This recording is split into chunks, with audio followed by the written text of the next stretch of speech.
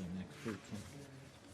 So you can't access the other end of your property. No, because right off from that side. I have lots of streets.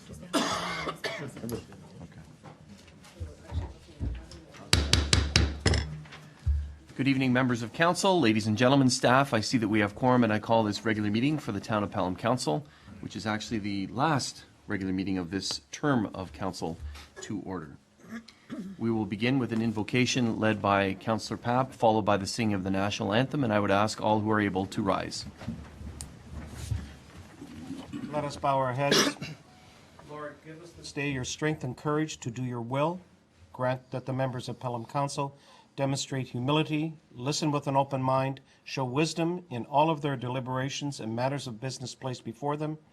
Bring to this council honor, trust, and dignity to work on behalf of all of the people of the town of Pelham. Amen. Amen.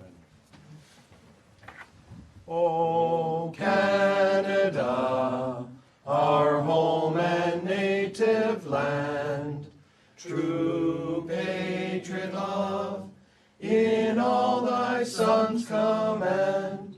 With glowing hearts we see thee rise, the true north, strong and free. From far and wide, O Canada, we stand on guard for thee. God keep our land glorious and free. O Canada, we stand on guard for thee. O Canada, we stand on guard for thee. Thank you, Councillor Papp. Ladies and gentlemen. Thank you. First on the agenda is the approval of the agenda. It has been moved by Councillor Ribbiak, seconded by Councillor King, that the agenda for the November 17th regular meeting of council be adopted. Are there any changes to the agenda? Madam Clerk, you mentioned to me that the Salvation Army Red Shield Christmas kettle campaign, the individual is unable to attend. That's correct. We will reschedule that. Okay, I would ask that perhaps, Councillor Durley, would you move that we remove that from the agenda and reschedule it at a later date? So moved. Okay, thank you. And Councillor King, you'll second that? Thank you very much.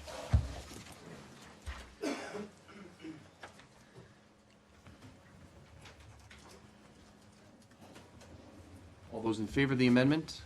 Any opposed? That motion's carried. Any other changes to the agenda?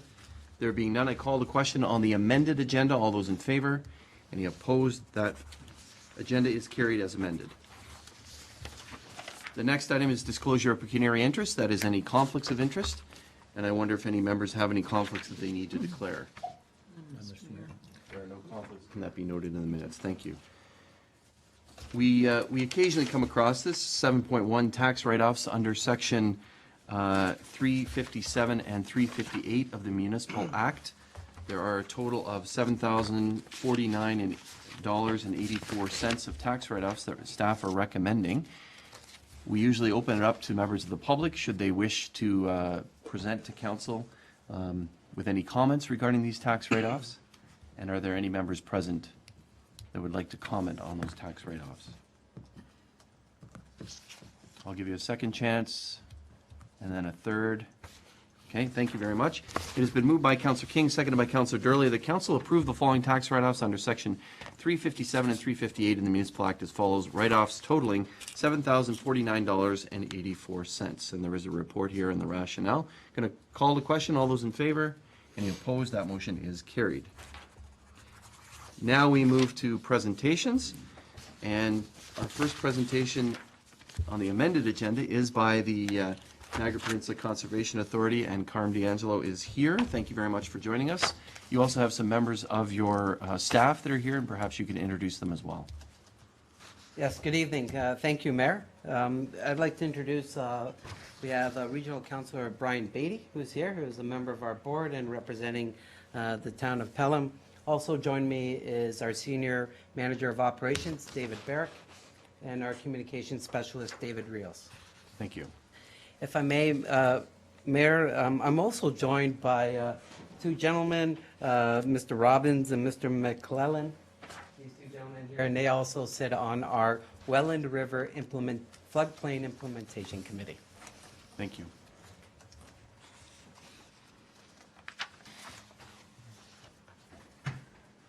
So I'd like to present to you, thank you for having me here this evening, the 2014-2017 Strategic Plan for the NPCA, the Niagara Peninsula Conservation Authority. What I'd like to do is give you a little brief background of who we are and what we do, and then go right into the strategic plan.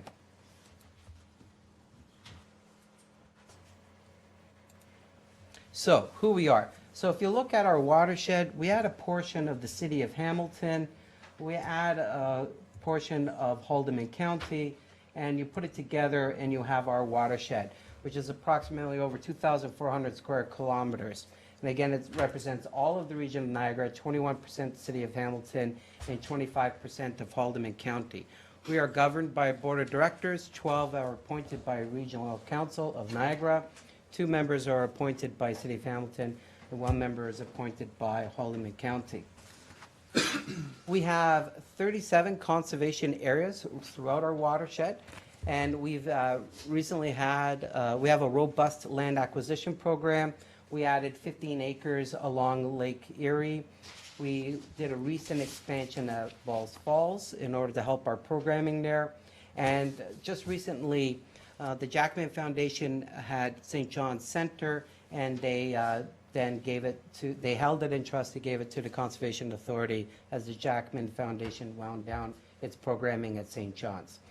So we support this land acquisition program by receiving funding from the region of Niagara in terms of $500,000 per annum and $100,000 per annum from the City of Hamilton. So we've restructured our department and we categorized it into 3 categories, and you can see the bulk of our programming is in our watershed management development. If you see our permit approvals, development reviews, water quality programs, restoration. Then on our operations side, it's a project management and our recreational programs throughout those 37 conservation areas. And then we added a new department of corporate services, which focuses to support the 2 other departments in terms of finance, mapping, accounting, and administration. Just a note on watershed management, I'd like to clarify, it is the Ministry of Natural Resources that designates provincial significant wetlands. So the MNR designates it, then we regulate what they've designated. And often a lot of people come to the NPCA and ask us how we designate the PSWs, the acronym, and we do refer them to the Ministry of Natural Resources because they're the body that designates it, and then we regulate it on their behalf via the Ontario Conservation Act. So our budget's about $11.4 million, $8.9 million is operating, and 2.5 is in our capital, and we do this with roughly 55 full-time equivalents, and we have quite a significant summer and seasonal students that we hire to support our recreational programs. How we are funding, if you take a look at it, the bulk of our funding comes from the municipal levy, and then when you look at the municipal levy, the bulk of it comes from the region of Niagara in terms of $7.2 million, about $500,000 from the City of Hamilton, about $85,000 from Haldimand County. There's 2 areas that I'd like to focus. One is on user fees. We're trying to do our programming where we reduce the pressure on the municipal levy by increasing our user fees. Now, that's not to say that when someone visits our park, we just simply increase the gate fee when they come. What we're trying to do is increase our programming so we attract more people to come to our parks in order to try and raise revenue for the user fees, and that would then in turn reduce the municipal pressure on the municipal levy. Also, if you'll see on our foundation, it's a modest of $81,000. We're reorganizing our foundation, refocusing it so we can increase the amount of revenue we generate via our foundation activities. We went through a 10-step process on our strategic plan. in respecting the time, I won't go through all the steps, but what I can assure council is that we went and engaged the community on a number of different occasions as we're preparing the strategic plan. Initially, we had town hall meetings. We went out. We asked how they felt about the NPCA. And quite frankly, we came out of it with two black eyes. We had a lot of criticism of what was happening at the NPCA. We took that feedback. We put together a draft strategic plan and developing a mission and vision. But then rather than implement it, one key thing is what we did is we went back and we had town hall meetings and said, okay, we went, we met with you, we heard what you said, here's our strategic plan, now what do you think? Are we on the right path? And from that feedback, that what brings us into this document that you have before you, our strategic plan. So it was a robust as we did our citizen engagement. At the same time, as we're developing the strategic plan, we did a staff realignment and put goals and objectives. And we really wanted to focus on customer service, highlight one of the areas here, in order to eliminate duplication of effort. So when you're coming to the NPCA, you have an issue, you're pointed to the right person in a very timely manner. If you have a problem, that we find pragmatic solutions in order to resolve the problems. So our challenge when it comes to the strategic plan is having these deliverables that were pragmatic, customer-friendly service, and we refocused our mandate. And if you look at our mandate is prescribed in legislation. It's the conservation, the restoration, the development, and the management of our conservation areas. And so although we have conservation in our name, and we do a good job in conservation, we have these other pillars of our mandate that we needed to address. And that was our management of our areas and the development process that's happening here in Niagara region, and quite significant development that's happening in Binbrook in the city of Hamilton. And then you can see the added responsibilities over the years. In addition to the Conservation Authorities Act, the province adding additional responsibilities. What is key is 2006 with Ontario Regulation 15506. So that's where our regulatory parameters come into play, and dealing with slopes, hazard lands, and floodplains. Our mission, we focused on the key term of balancing, that when we look at our watersheds, natural resources, we balance environmental, community, and economic needs. We follow that same theme in our vision of balancing conservation and sustainable development for future generations.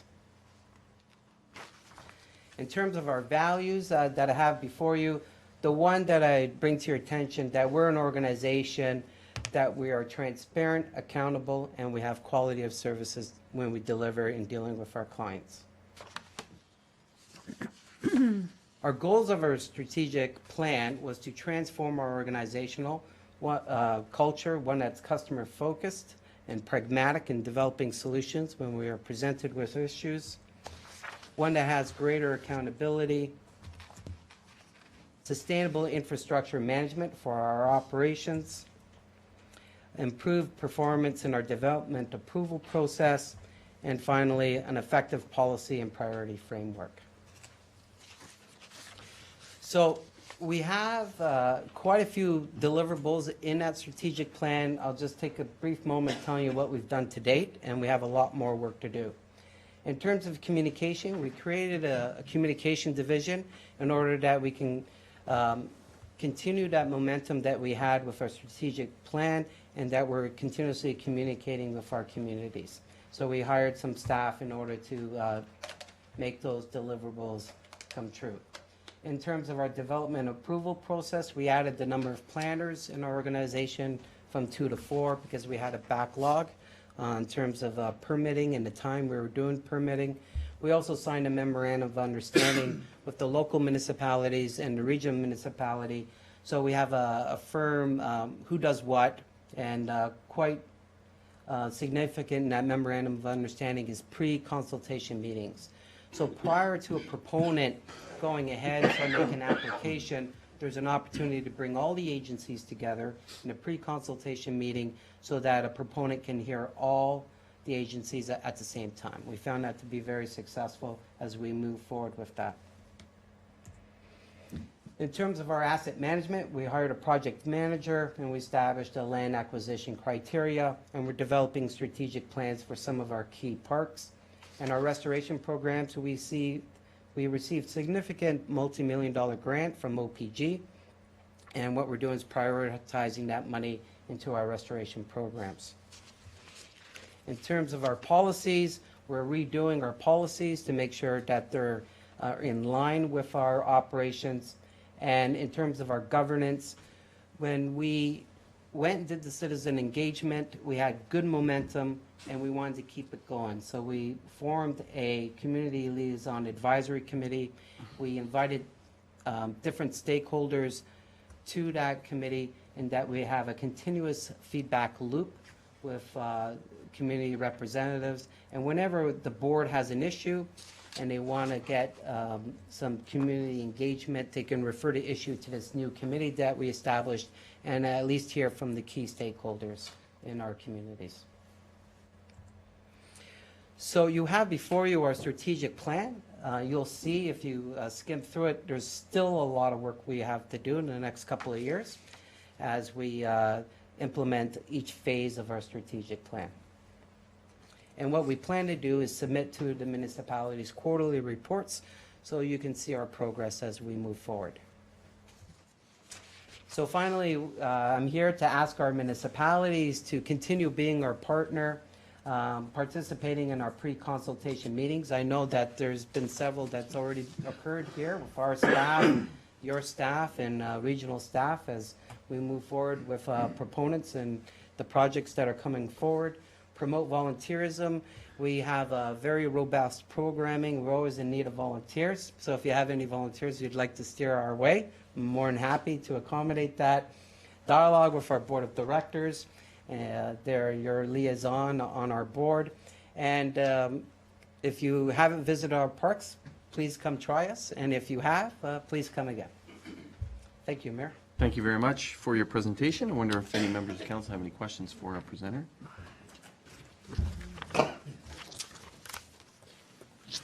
I have a couple of questions. The strategic plan, I know that your governance structure is the same as council governance structure, and we're going to be undertaking an update of our strategic plan in early December. The region's doing the same thing with its strategic plan or business plan, and yet you're presenting to us a plan that's gone through quite a bit of consultation, obviously. What about that new board, that new NPCA board? Are you planning any sort of update to work together with that new governance group in updating this plan? In terms of a newly appointed board that comes into play in Yes, 2015? there'll be a new board in early January. Okay. Well, a couple things we've done. Thank you for the question, Mayor Augustine. What we're doing is we're planning an orientation day for new board members or any board members who want to come and get a refresher. So we have an orientation day that we're planning. We're putting together an orientation package which includes all our legislative, all our strategic plan, our measures, and our deliverables. We're putting it together to give a package to all our new and returning board members. So that's one aspect. The second aspect is that on our monthly meetings that we have project status reports in terms of our three departments, whether it's corporate services, operations, or our watershed management department. And those project status reports go to the board members so they can see all the different deliverables we're doing. And then in terms of, we had done a round of going to all the local municipalities, and when we go to local municipalities, we invite the local board representatives to join us. We still have 2 more municipalities left to do, so we did all 12. But we plan to continue that dialogue and having greater connection with the local municipalities, ourselves with the NPCA, with a liaison of our board member who's in that area. So those are kind of the three. But you're not planning parameters. any strategic plan updates. The areas that you outlined in the Conservation Act talks about conservation, restoration, development, and management of natural resources. As I read your mission, vision, et cetera, and pragmatic customer service approach, it's really only dealing with one element, management. The only comment that you made in terms of restoration is that grant of several years ago from the, I was going to say NBI, but from Ontario Hydro. How are those, some of those elements quickly reflected in here? I don't see them in here. Restoration's not really talked about. Conservation.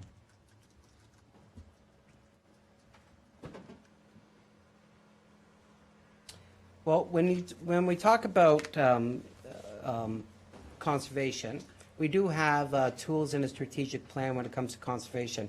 One tool, one of the best ways to promote conservation is land acquisition. So that's one component. The second component is in terms of educating those who, and give more awareness. So what we have in our strategic plan, it's not, it's at a more drilled level. But we have concepts of redesigning our website to show some of our educational programming. And so that's one component. The second component, when it comes to restoration, we restructured our restoration department, and in terms of who they're partnering with. So we have strong partnerships with Ducks Unlimited.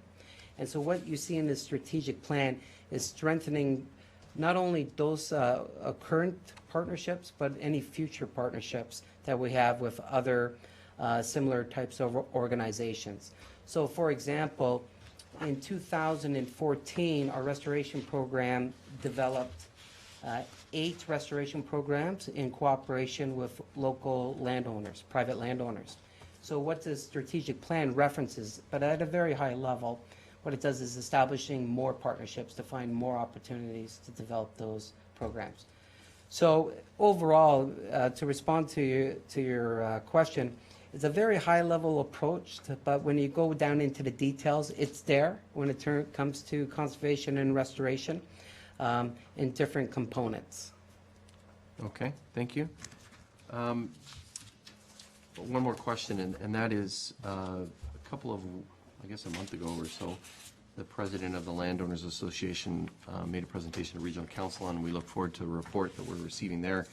One of the things that they talked about was something that actually this council has talked about, notice provisions in terms of entering of property and things like that.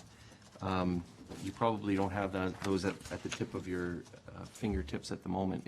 Would you be able to share the notice provisions that you provide in terms of entrance to property for doing your work in terms of conservation, restoration, development, and management?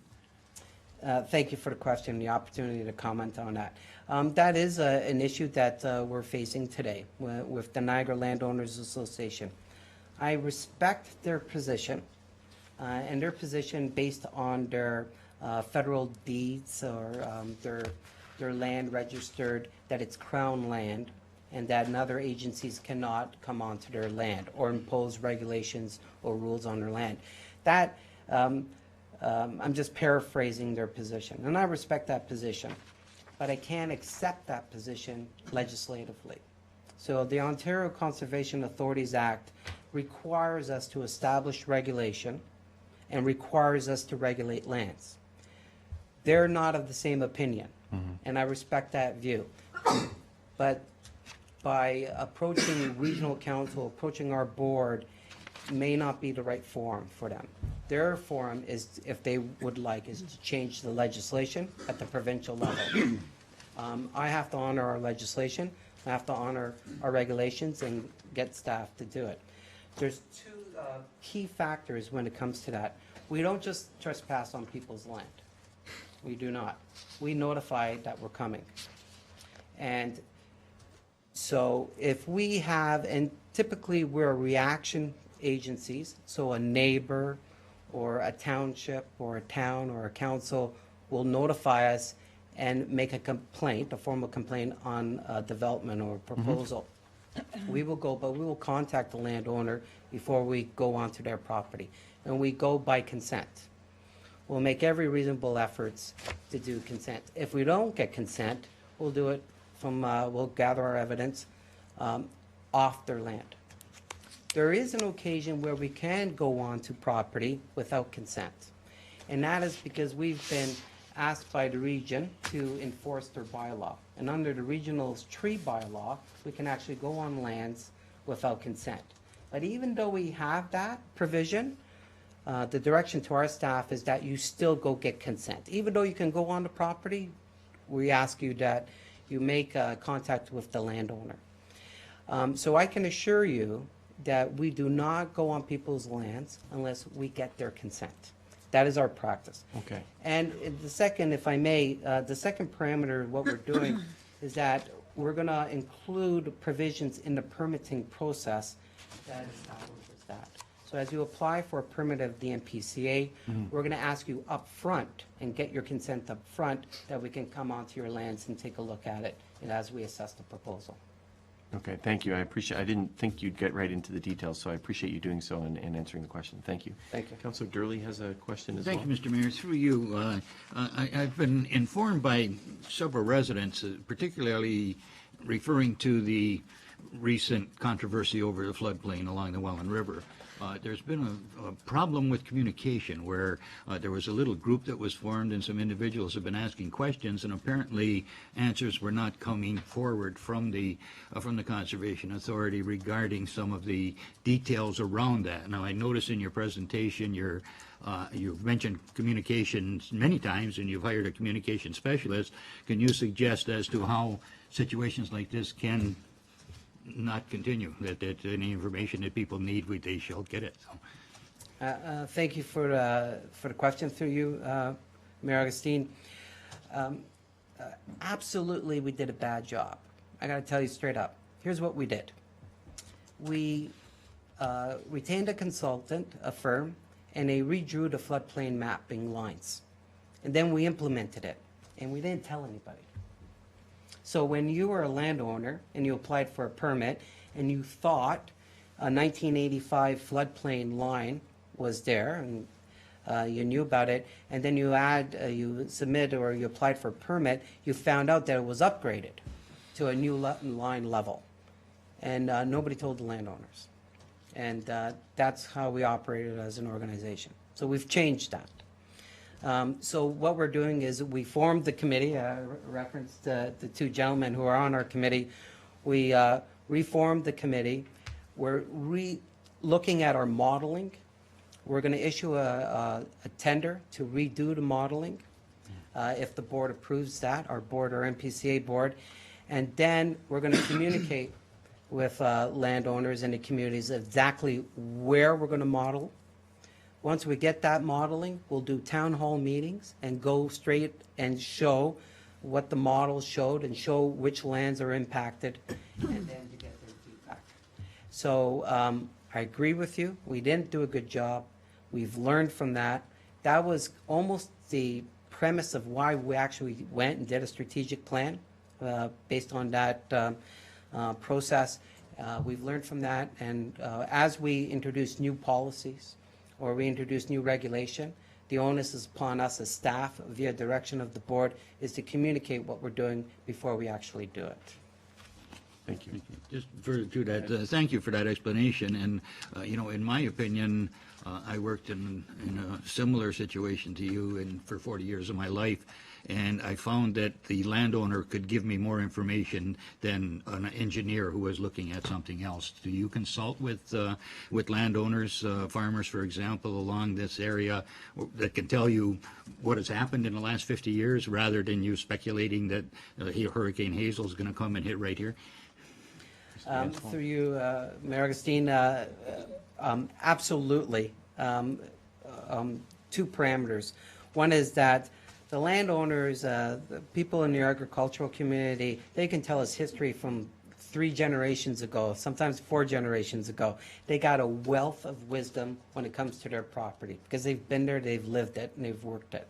And so we respect that. To respect that, we've changed our culture at the NPCA.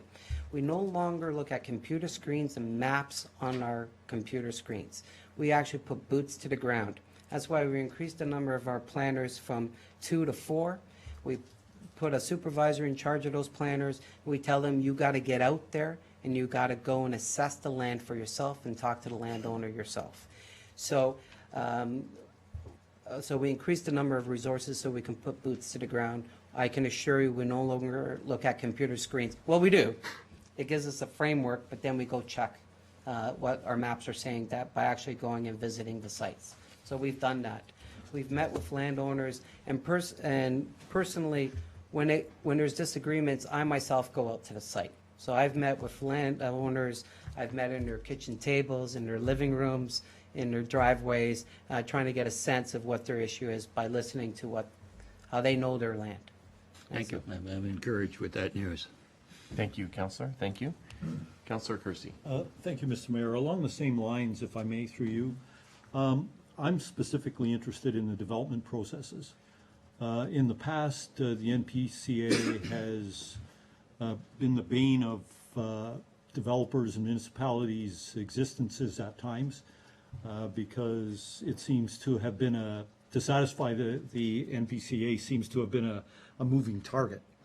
What are you going to put in place, what measures are you going to put in place to ensure that the discussions that take place at the pre-consultation meetings and those thought process and those ideas and regulations that are put forward at that time are carried through in a consistent way so that the developer or the municipality, as they move forward with their development, don't suddenly get halfway through the process and the NPCA says, oh, wait a minute, you got this to deal with. And then they get further down and, oh, wait a minute, we've got to have this dealt with. How are you going to deal with that so that those bodies all are playing on the same field and have the same understanding of the process as they move forward? Thank you, through you, Mayor Augustine, to the councillor. I heard the same message from the development community. It's not that they're objecting to our rules, but they say that in the middle of the process, after they've done their investment, after they've done their due diligence, and if they've done their studies, we change the rules. And that's what they've told us. We know that. That's the feedback we got from that aspect of one of our stakeholders. Our Director of Watershed, Peter Graham, he's undergoing a task of redoing our policy framework. And the policy framework will give us consistency from one municipality to the next. Having said that, we do know that there's always a challenge of development versus environment versus agricultural. So what we've taken, the approach as outlined in our strategic plan, is balance it. If you look at the Premier Wynn's new mandate letters to her ministerial staff, and the mandate to the Minister of Natural Resources is to say that there is no net loss of wetlands. So we're looking at trying to find some solution that if we have a development that's impacting a certain percentage of the wetland, however, we can create more wetlands for a positive rather than a negative of impact on the wetlands. We're seeing if those principles can be applied to this new mandate letter. The difficulty we find as the NPCA is we deliver the message. And it's sometimes difficult to deliver. It is the province who designates the provincial significant wetlands, and then we regulate it. We can't, at this time, have any development in PSWs. But with maybe, possibly, with the new mandate of this provincial government, there'll be some opportunities that we can leverage. Thank you. Okay, thank you. Other questions? Thank you very much for your presentation and for answering our questions. I really appreciate it, and look forward to the new term and the new NPCA, and see where your strategic plan goes. Thank you very much, and thank you to all the staff who are here as well. Thank you. It's been moved by Councillor Durley, seconded by Councillor King, that the information presented by Carm D'Angelo regarding the Niagara Peninsula Conservation Authority strategic plan be received for information. Any comments or questions? There being none, I call the question. All those in favor? Any opposed? That motion is carried. Thanks again for your presentation. You're welcome to stay for the remainder of the meeting, but we also understand that you're busy, so thank you very much.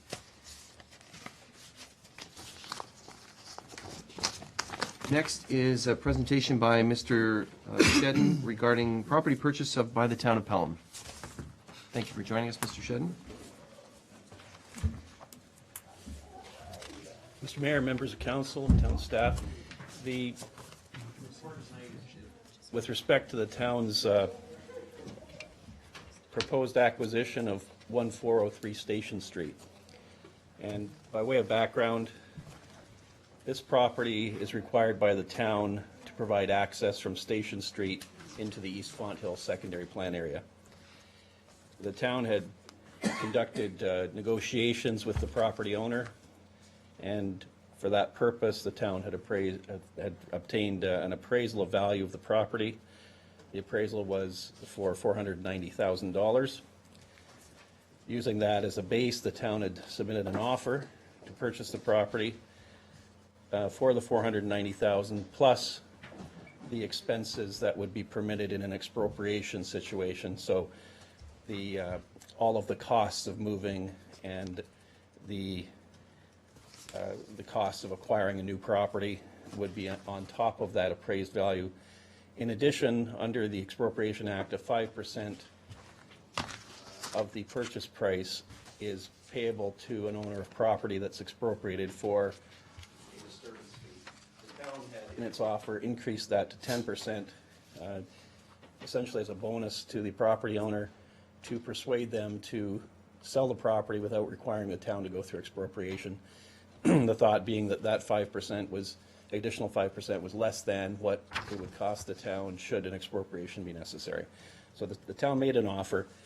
Subsequently, a counter offer was provided by the property owner. They had obtained an appraisal which set the value of the property at $525,000 to $550,000.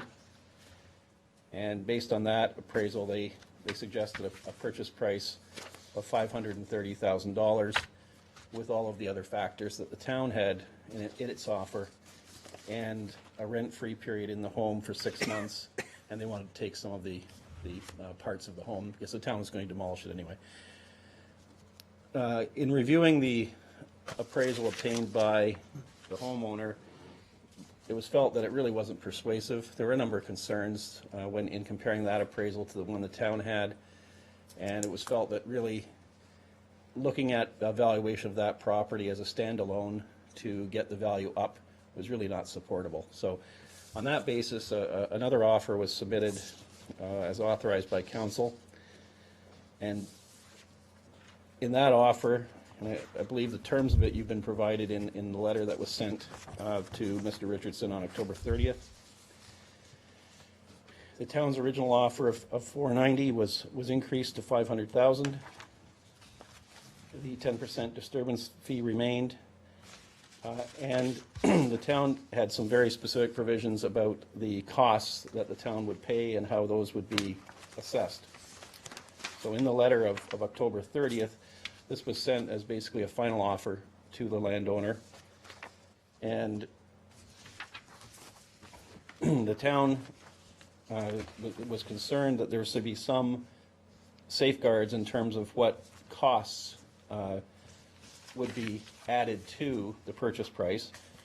So in paragraph 9 and 10 of the offer submitted, there were some terms put in to the offer to try to keep a control on those costs.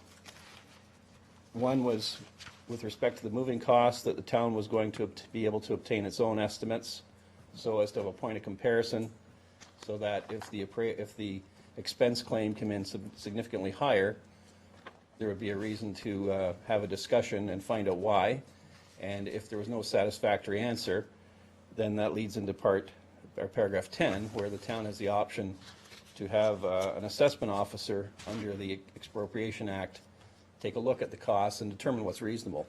And that doesn't just go for the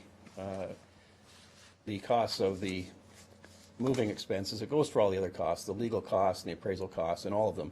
If they don't appear reasonable, the town has the option to have them assessed. So basically, the town made a full and comprehensive offer on October 30th, and on October 31st, that offer was accepted. So the town now is in a position to pass a bylaw to approve the purchase of the 1403 Station Street property on the terms set out in the October 30th letter. In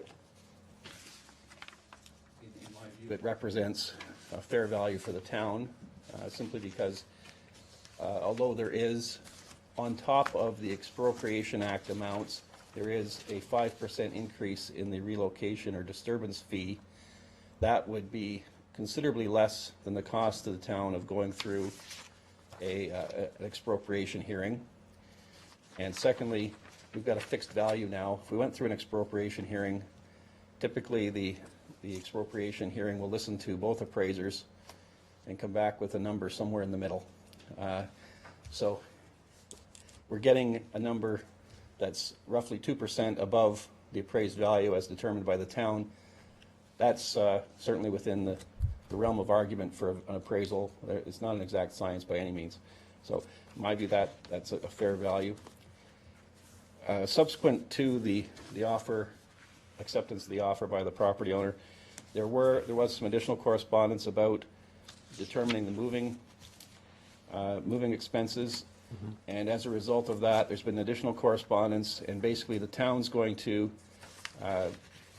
get, essentially using its procurement policy, some costs of what it's going to cost to move the homeowner. And the homeowner had submitted 3 names of moving companies that they would find acceptable. We indicated that we would look to those, but also perhaps look to another one that the town might find, just again for comparison purposes. The idea being that not necessarily the lowest offer. We have to, all things must be considered, but it will be in accordance with the town's procurement policy. And if the number that comes back is not acceptable, then we still have the recourse of having it assessed. So, in conclusion, it's in my opinion, the town has achieved a good agreement for the purchase of this property. And what the request tonight is for a bylaw to approve the purchase of the property based on the terms in the October 30th letter, and to authorize the mayor and clerk to sign any documents as required. Thank you very much for your presentation. Questions for our solicitor or comments regarding this particular issue? Councillor Pack.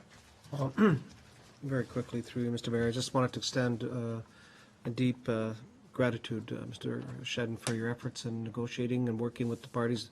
It was a very difficult process, and it's a critical piece as part of our movement towards the development of East Fonthill. So thank you to you and your colleagues and the ability to resolve this matter, which I think all of us consider to be in a very reasonable protocol, as opposed to going through that sometimes can be a very difficult expropriation process. Thank you, Councillor Papp.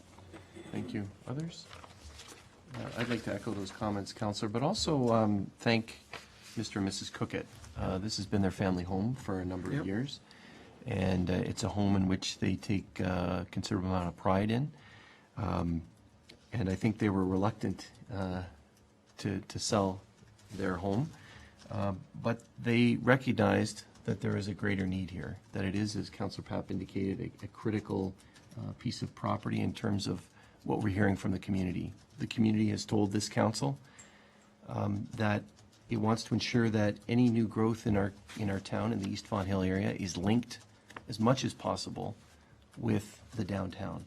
That it's not just the 2 streets that currently exist, Port Robinson and Regional Road 20, but also that there's a backbone, a spine, linking that new development to the downtown and supporting the downtown. The folks have said to me, we don't want a thumb sticking out there that's separate and distinct from our community. We want one that's fully integrated. In order to achieve that, one must occasionally purchase property and put roads through ensure that that spine is there and build that spine network to ensure that there's that connectivity. And that's exactly what this piece of property does. A few years ago, we did purchase 1401 Station Street. It was a house there. We rented it out for a few years with recognition that this roadway had to go through. The Cookett's property is actually sort of what I would consider a flag lot. It goes back and then follows in behind that 1401 property. So it was required in order to put the road through to purchase their property and provide that connectivity. So appreciate again the Cookett's in negotiating with us and understanding that that connectivity is required in order to be of a greater benefit to our community.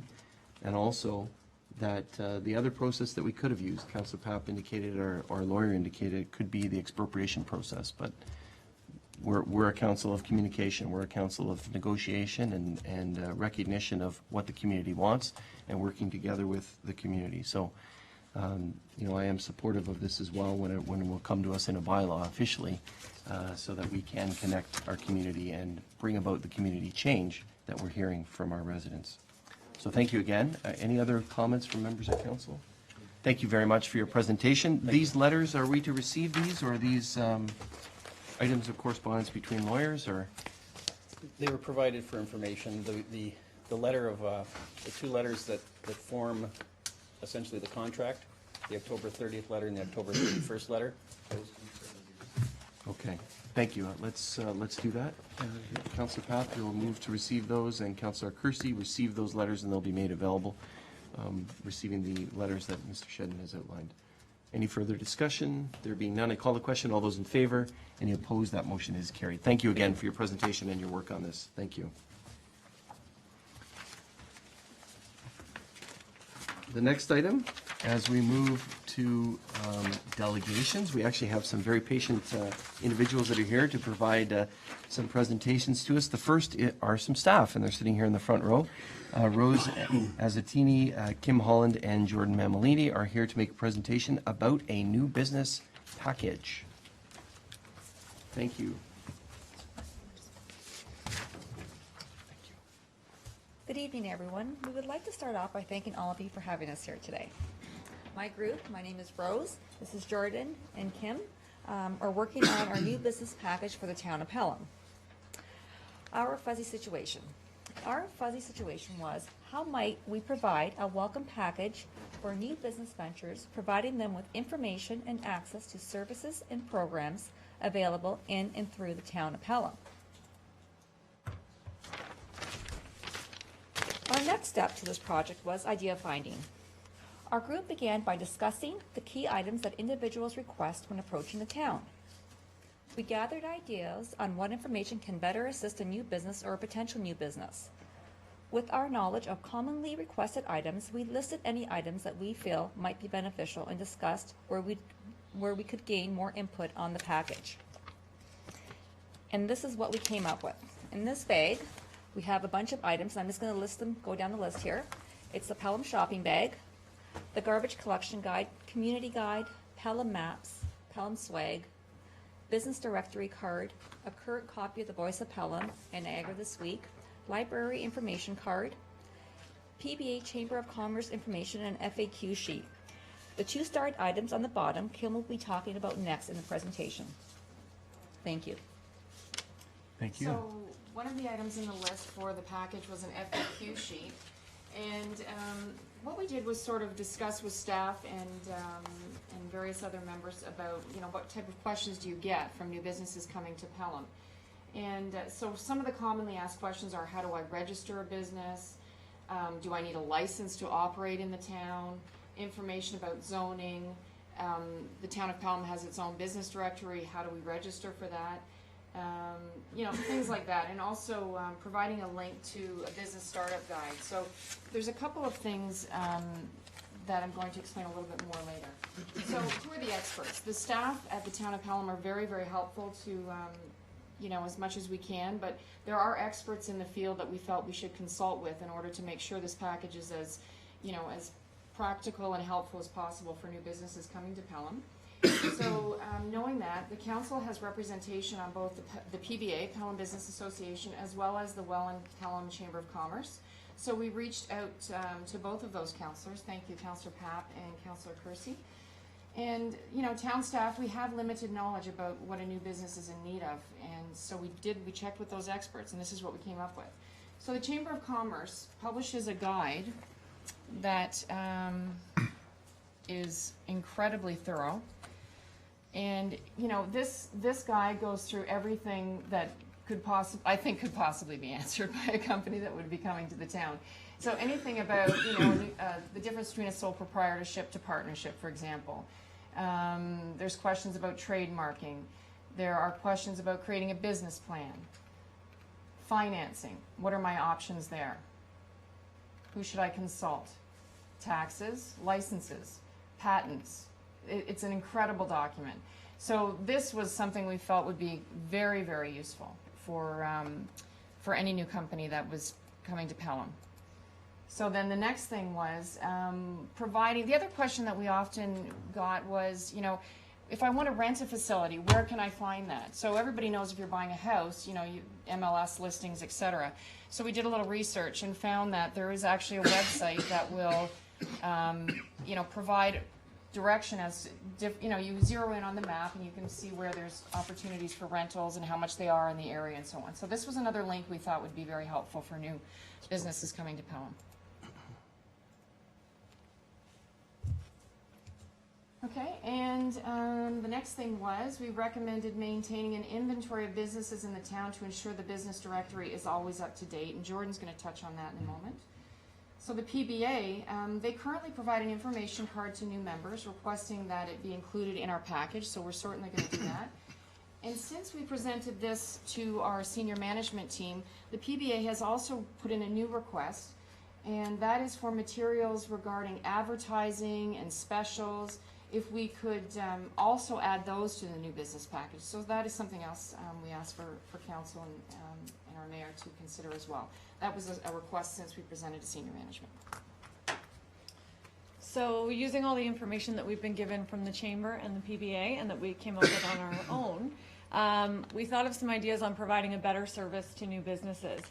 Council's aware of the request for a new resident button that was on our website to provide easy access to new resident information, and we're hoping to piggyback on that so that it's easy for either a new resident or a new business to quickly access the information that they need on our website.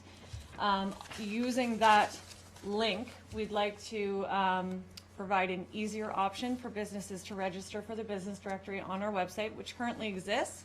We're just talking about a quicker link from the front page. And through that, we'd like to transmit that information to the mayor's office because the mayor has offered to provide a contact for the new businesses to provide a customized personal letter and make contact to attend a ribbon cutting or a grand opening, just to make that process a little bit more seamless. We'd also like to ask for a commitment to a yearly review of the business directory to determine if business information has changed. Currently, it is a little bit difficult to keep in touch with businesses. We're not usually their first call when they move or when they close. So we'd like to provide that commitment to both the Chamber and the PBA so they're aware that we are keeping up with businesses. We'll do our best to keep in contact with them yearly and keep that information as up to date as we can. So just like I said, we'd like to focus on the website requests. We would like to ask for advertising through a press release and social media to drive people to use the business directory, and then of course have access to the new business package. But walk-in requests will also be taken. Anyone can pick up the new business package at the front counter, and we'll try and refer them to the mayor's office for that personal contact as well. And so just in closing, we're asking for your endorsement to go ahead with our project. We do think that it meets council's strategic goals in a number of ways. It will help us continue to work with the business community to attract new businesses to the town of Pelham, become a more open, welcoming, and inviting community, and to provide an exceptional service to all businesses. And that's all. Thank you very much for your presentation and your work. Questions from members of council? Comments? Councillor Papp? Well, great job, folks. You did it really good, and it's timely because this just today we were talking about how to renew and attract new businesses to come to the town. So this is very, very apropos, if I must say, Mr. Mayor. We were at, and Councillor Kersey. A couple of things, just if I may suggest that how many, in your experience, of the new businesses that have come to you and have asked for information, what's usually the take up on it? I mean, does you're pretty sure that 99% of them are going to start a business, or are they just what they call door knocking? Who can answer that? I'll take a stab at it. Okay. Through you, Mr. Mayor. Sometimes people just come to the front counter and are referred to the clerk's department or perhaps Right. to other departments because they're looking for zoning information. Right. One of the things that we mentioned, the first question we always get is whether or not they need a business license Right. and how to register as a business. I would assume that they're pretty serious at that point, that they want to follow through. And if they're looking for zoning information, they're usually interested in a specific property. And we would refer them up to planning to get that information. It's tough to say, though, if they're just sort of feeling out or if they're 100%. Okay. To say. So other municipalities do have the licensing. It is allowed in the Municipal Act, as you know, Councillor. I do. And Pelham doesn't do that. So that's probably why a number of businesses, when they're setting up shop somewhere, oh, you got to go to town hall and you got to get a license or whatever. And we're hearing that that's one of the major questions along with zoning. Councillor, anything further on that? I guess the only other, and as you unroll this, I think the other thing is by coming through your office, I think what I'm going to suggest is that the more we are informed as the governing body, the better it is to promote our business. So automatically what I'm thinking, I like your resident, but it automatically generates that if there's a new business opening, all of us on council are notified of it, including the PBA and the chamber. They get an electronic message, Mr. Papp's opening up a chocolate bouterie or whatever, and everybody can come down. Because I think what we discovered today is the more that everybody gets this information and understands, the greater it does to support and give them strength to be successful. Because, we've heard a lot of them, 50%, if not larger, don't make it. Part of it is because some people just aren't aware and they're not marketing properly. So, again, many congratulations. This just fits in perfectly with what we're discussing today and our economic strategy, which we'll be discussing in January. Thank you. Thank you, Councillor. Thank PBA, do you want to say anything, Councillor Kersey? Thank you, Mr. Mayor. I would echo my colleagues' comments. I think you're right on the money. And as we gain experience with Yeah. connecting with businesses, that package, I'm assuming, is a work in progress. And we'll be able to massage it as we go along and find those things that, by talking to the new business owner, what would have made this experience better for you? How could we have made it easier for you to come into our community, and had you feel that this was a welcoming environment for your business? And as we get that and collect that data, that will allow us to massage that package and make it more targeted and more appropriate to the businesses and the business needs that would be expressed to us. So, great job. Keep it up. Fantastic. Thank you. I was You just wanna gonna comment? I thought that was something that we had chatted about as well. So we've consulted who we feel are our experts, but once this rolls out, the experts become the customers. Exactly. So consulting with them is critical to make sure that we They're have the it. ones. We'll find areas that we've missed, and that'll be really the building, this is just the building block. And so thank you for that. So I'm hearing, sorry, Councillor Rubiak, did you want to, no? Yeah, I have another comment, but I'm hearing a couple things that I think if we can work that in. First, Councillor Papp, you're absolutely right. All of council should be told about Every single time it happens. ribbon cuttings, et cetera, every single time. And also to tell the PBA and the chamber, Yep. right? Because they're our partners in the Should be business there. community. That's right. There's another partner in the room, and he's acting diligently there in the back, and he's scribing things along, and that is Mr. Campbell with the Voice of Pelham. So probably would be important to tell the media as well.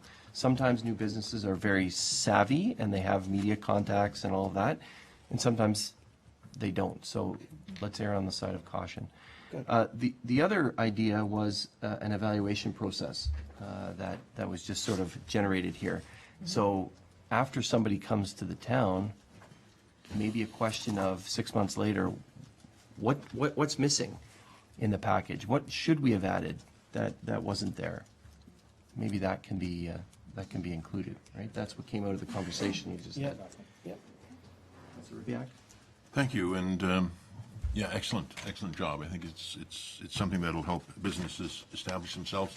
I had thoughts that were previously mentioned by my colleagues, but I did have one minor little item that you might want to include in the items to include slide, and that is the publication that virtually exists, My Pelham, My Welland.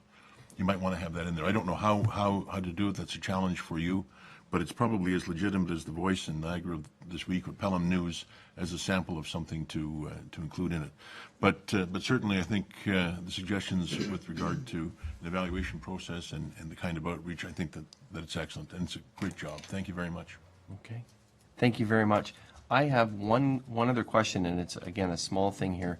On one of the slides, saying providing a commitment to a yearly review of the business directory to determine that business information has changed. What's the intention of that? Is that, which area? Is that the clerk's department? Is that some students that might be hired for the summer to do other duties? Can you just hear a little bit about that? It's the clerk's department that will be reviewing that yearly to see if any businesses have closed or they're still open, and it'll be reviewed once a year. Okay, perfect. That way That's great. we have the, for instance, like the business closed and somebody thought it was open. Right. Just so we have everything proper on. Very good. So it's If I could continuing just the add to- communication. Sorry. Also, just to add to that, we also intended to promote the use of the online business directory, which we do have available. We've had available for about a year now since we had our new website. But businesses that were already on the old website, we simply transferred them over. So as part of that yearly review, we can also mention you have the ability to go on and add photos. You can change your business information. You can put in whatever you'd like. It's very interactive. So we'd like to promote that as well. Very good. Good. Thank you very much. Anything further from members of council? Councilor Pat? You just triggered something. Looking at the three of you, working on a project that you would have normally not been involved in. Again, kudos to CEO. This is a prime example of using creative talent and expertise to work on a problem that you normally wouldn't be asked to do, right? Because I'm sure you found it fascinating, and I think it just goes to show that we're prepared to explore other avenues of ways of which to solve problems or to help strengthen our delivery of services. And that's kudos to the CAO and the staff, because very important people, they get an impression of what the bureaucracy is. Here we are trying to demonstrate to them we're trying to reduce that, in fact, make you welcome to us. And as you've said, Mr. Mayor, lots of times, particularly when it comes to business that we're prepared to roll out the red carpet. We want you to come, and we're prepared to help you, information, whatever guidance. So it just struck me, I thought, you're presenting this. Sometimes we've used to hire consultants to do this work for us. You're doing it, which is very important. Thank you, Councilor Pat, for pointing that out. Kudos to you. This is above and beyond your scope of regular duties. And Mr. CAO, I think the councillor has given you an opening for a door there, that there are other staff that are working very diligently on other projects. I imagine we're going to be anticipating seeing a few others as they come forward. That's Can you correct. just comment on that? Yeah, there's a number of interdepartmental teams that will be coming to present to council. So the next several meetings, there'll be other presentations. Very good. Well, please pass along their thanks of council. Thank you for your work on this, but also to the other staff that are working on interdepartmental teams. Please pass our thanks along. It helps us move way farther ahead as a municipality than by everybody staying in their regular duties. So thank you for having that, Councilor Pat. I can't resist, Mr. Mayor. Go ahead. One of the big questions everybody asks us, and I'm looking at my colleague, Councillor Lane, is where's the LCBO? I guess we all know where it is now, right? That's right. Thank you very much. Thank you so much, Ms. Azzatini, Ms. Holland, and Ms. Mamalidi for your presentation. It's been moved by Councillor King, seconded by Councillor Durley, that the information presented by the new business package interdepartmental team be received, and that the committee be directed to create a new business package as detailed in their presentation and done this evening with a few additions. Thank you very much. I'm going to call the question. All those in favor? Any opposed? That motion is carried. Thanks again.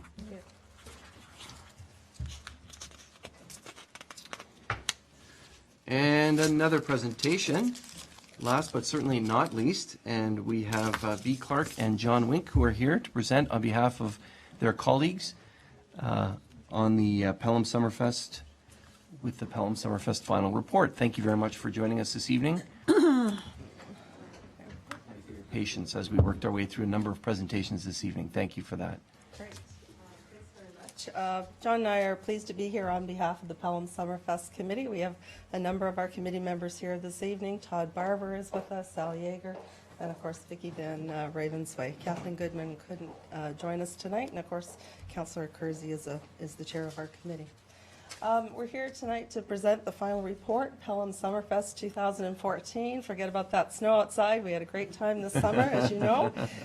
So we just want to give you some of the highlights. I know you have the full report already, but we'd like to highlight a few things for you.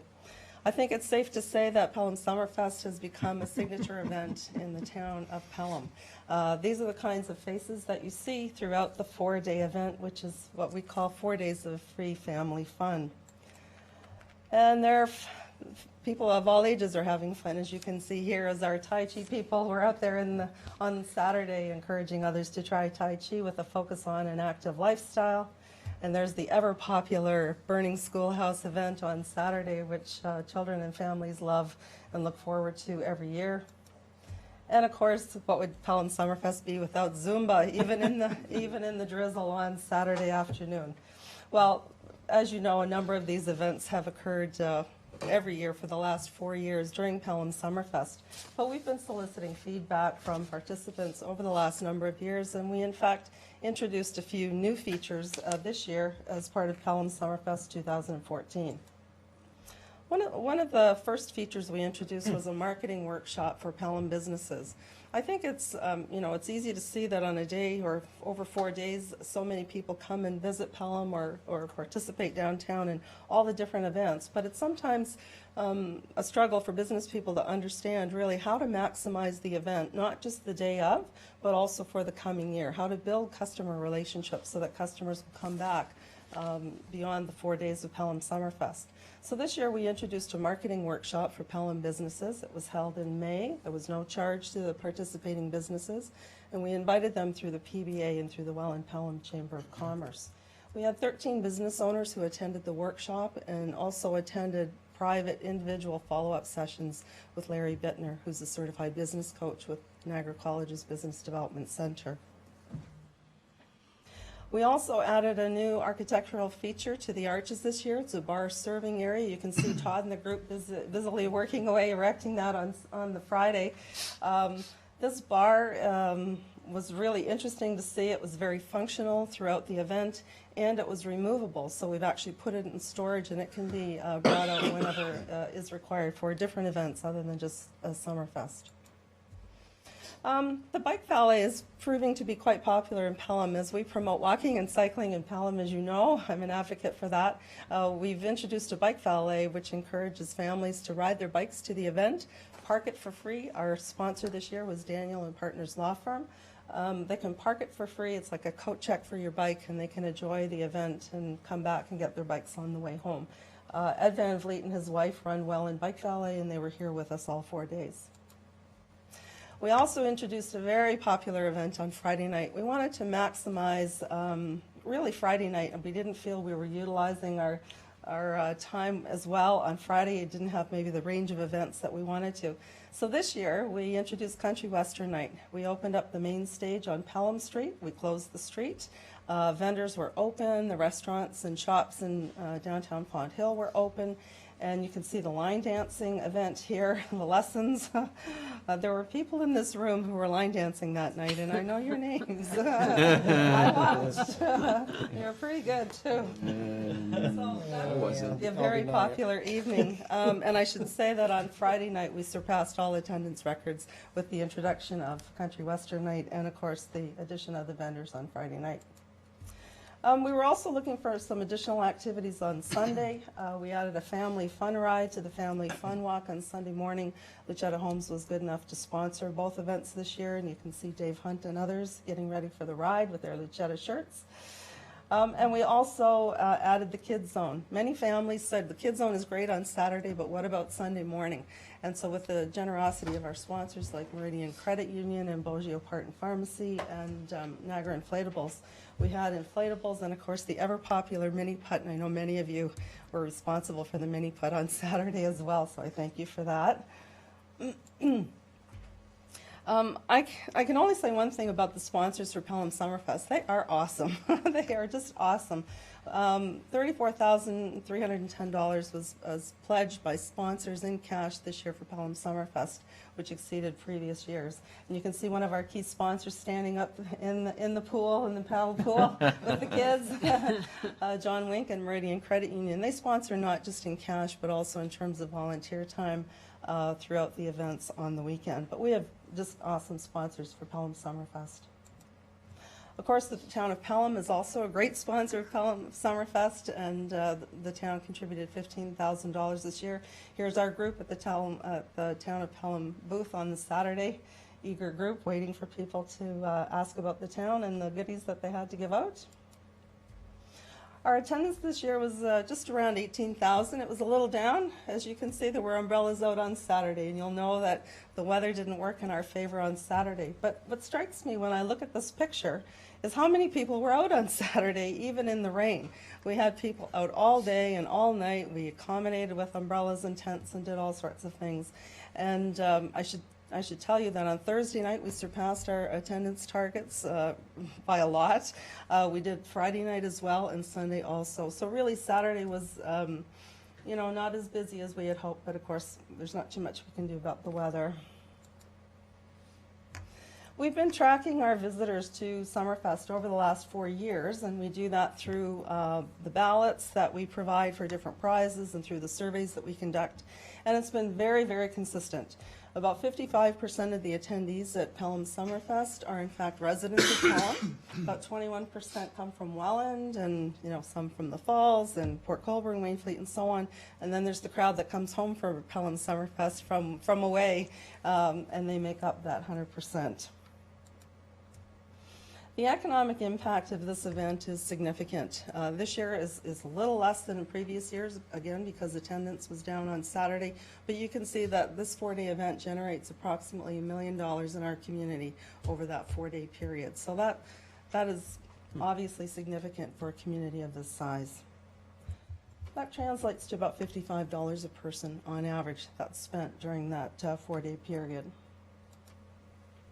So in terms of the financial overview, our vendor fees and sales were just over $50,000.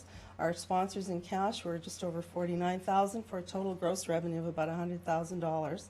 This represents a 16% increase over 2013.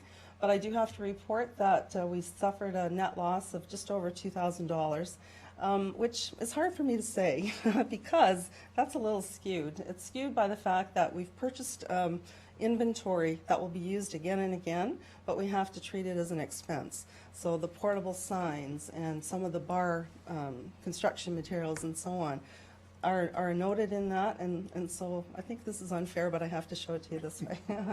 Anyway, that's just my 2 cents worth there. So really, we broke even, and I think that in my mind, what that says is we have a good mix of activities over 4 days. So even if weather hurts us one day, it doesn't hurt us overall because we have significant activities on each and every day of the 4-day festival, and I think that really minimizes our financial risk. And we have a lot of in-kind contributions. Sorry, I'm still suffering from a cold. I need a drink. There are so many individuals who contribute their time and talents and materials and all sorts of things in order to make Summerfest a reality. Here's a picture of the Active Transportation Committee, and I know you recognize their efforts, but there are so many other people who do the same. This year we had Town of Pelham staff volunteer on Friday night behind the bar, and they were a big hit, and I think they had a good time. John's staff from Meridian Credit Union, Scotiabank staff, and the list goes on and on. You saw Todd and the construction crews putting together the bar on Friday.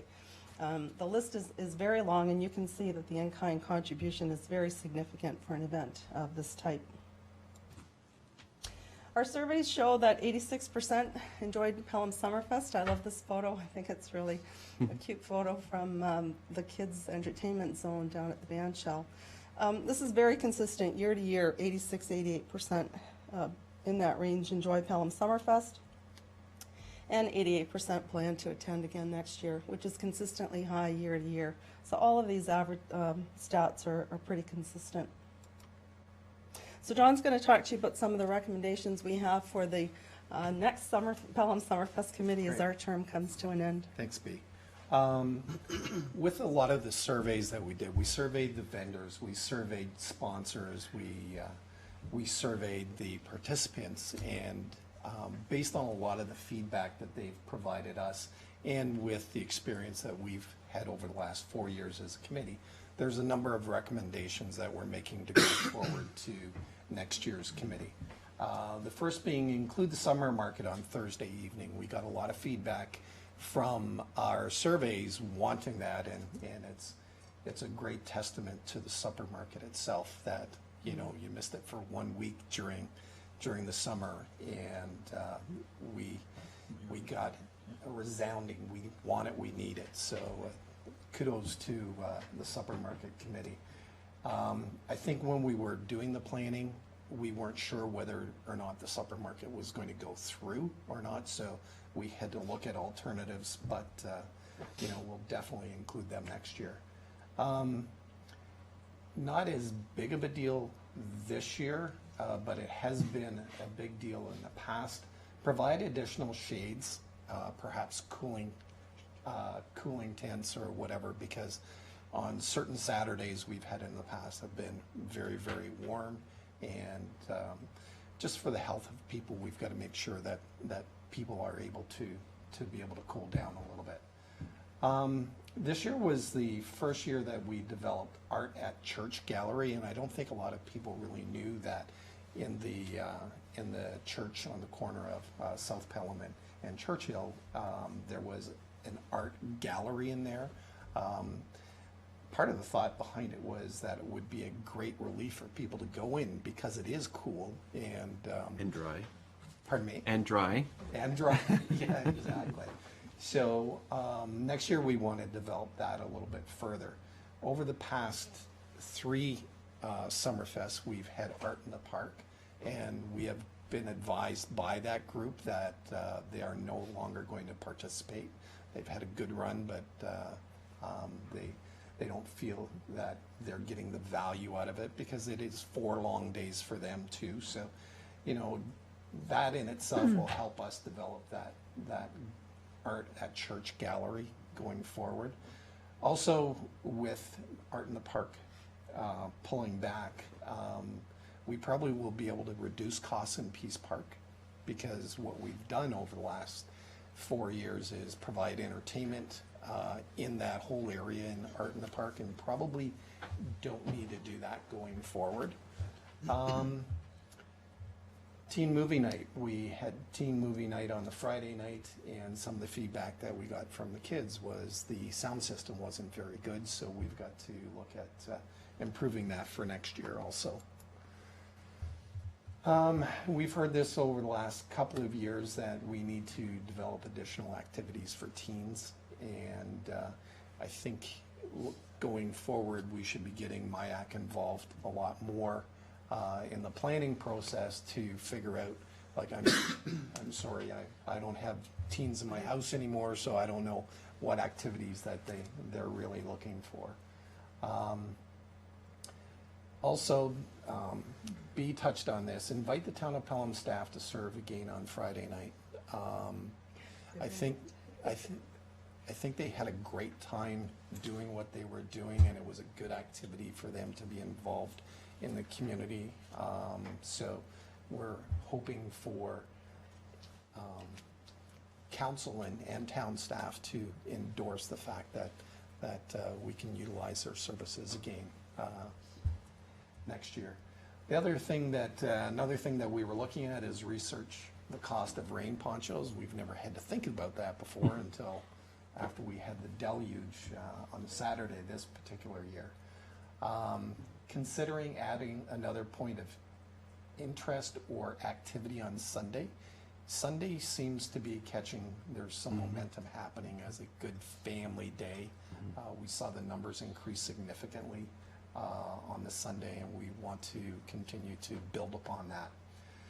Finally, the last recommendation is increase hydro capacity on the east side of Pelham Street. You know, we're always running into issues with the vendors as far as providing hydro, and we need to look at providing a better way of setting those vendors up going forward.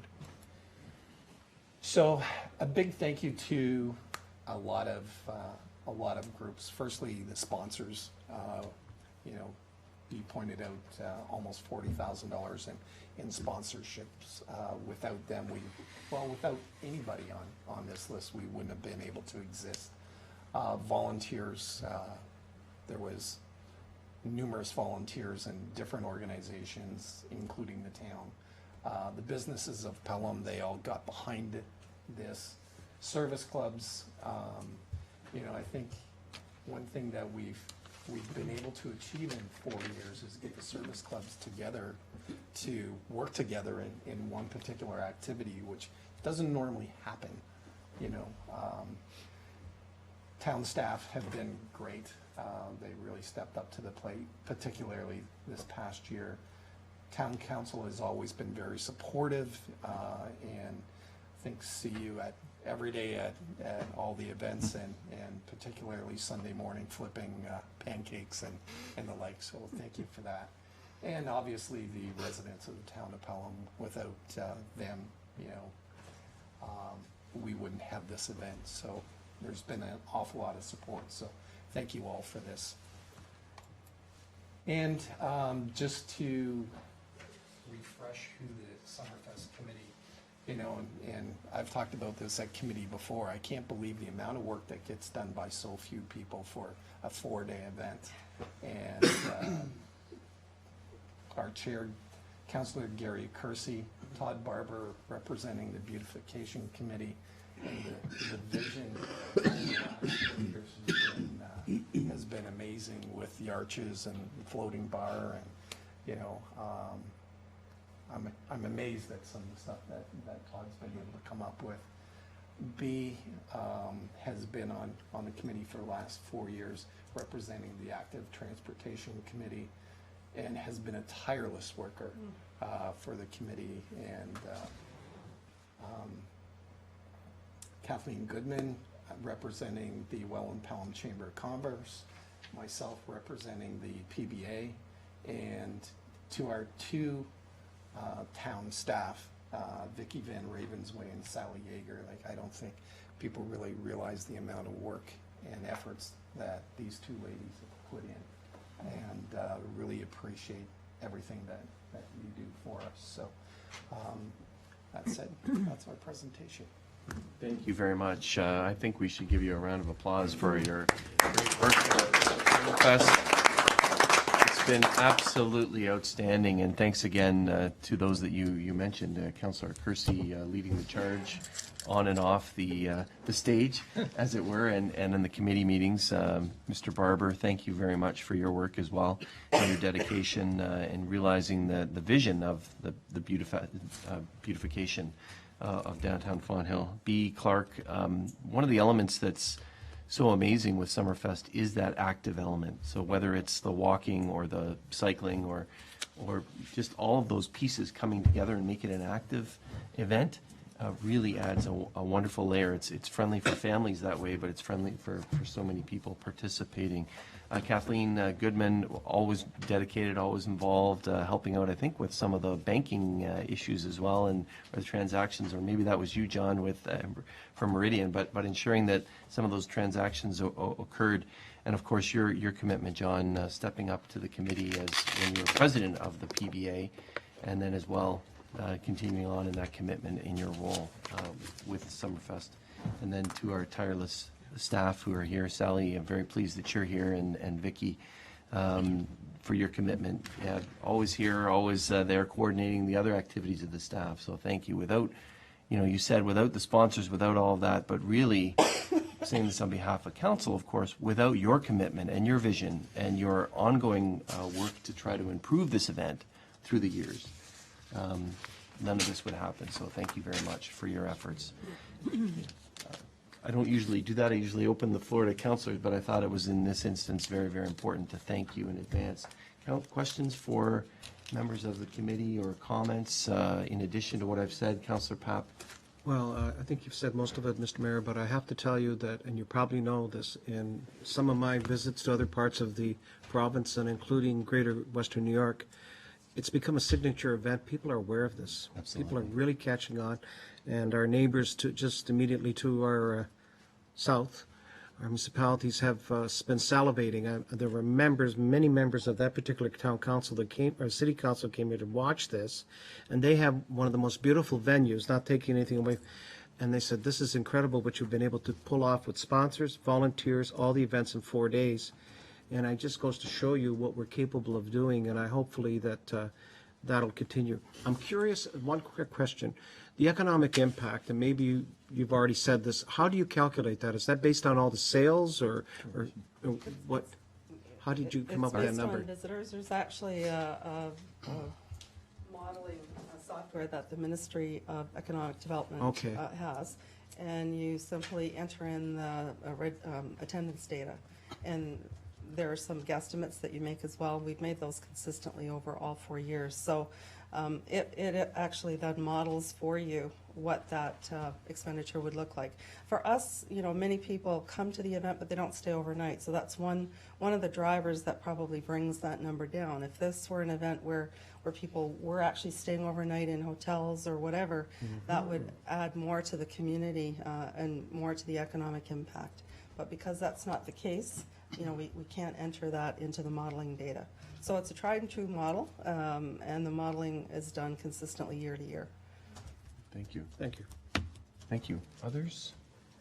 Councillor Kersey. Thank you, Mr. Mayor. I'd be remiss if I didn't speak up, and I'm not going to reiterate what my colleagues have said.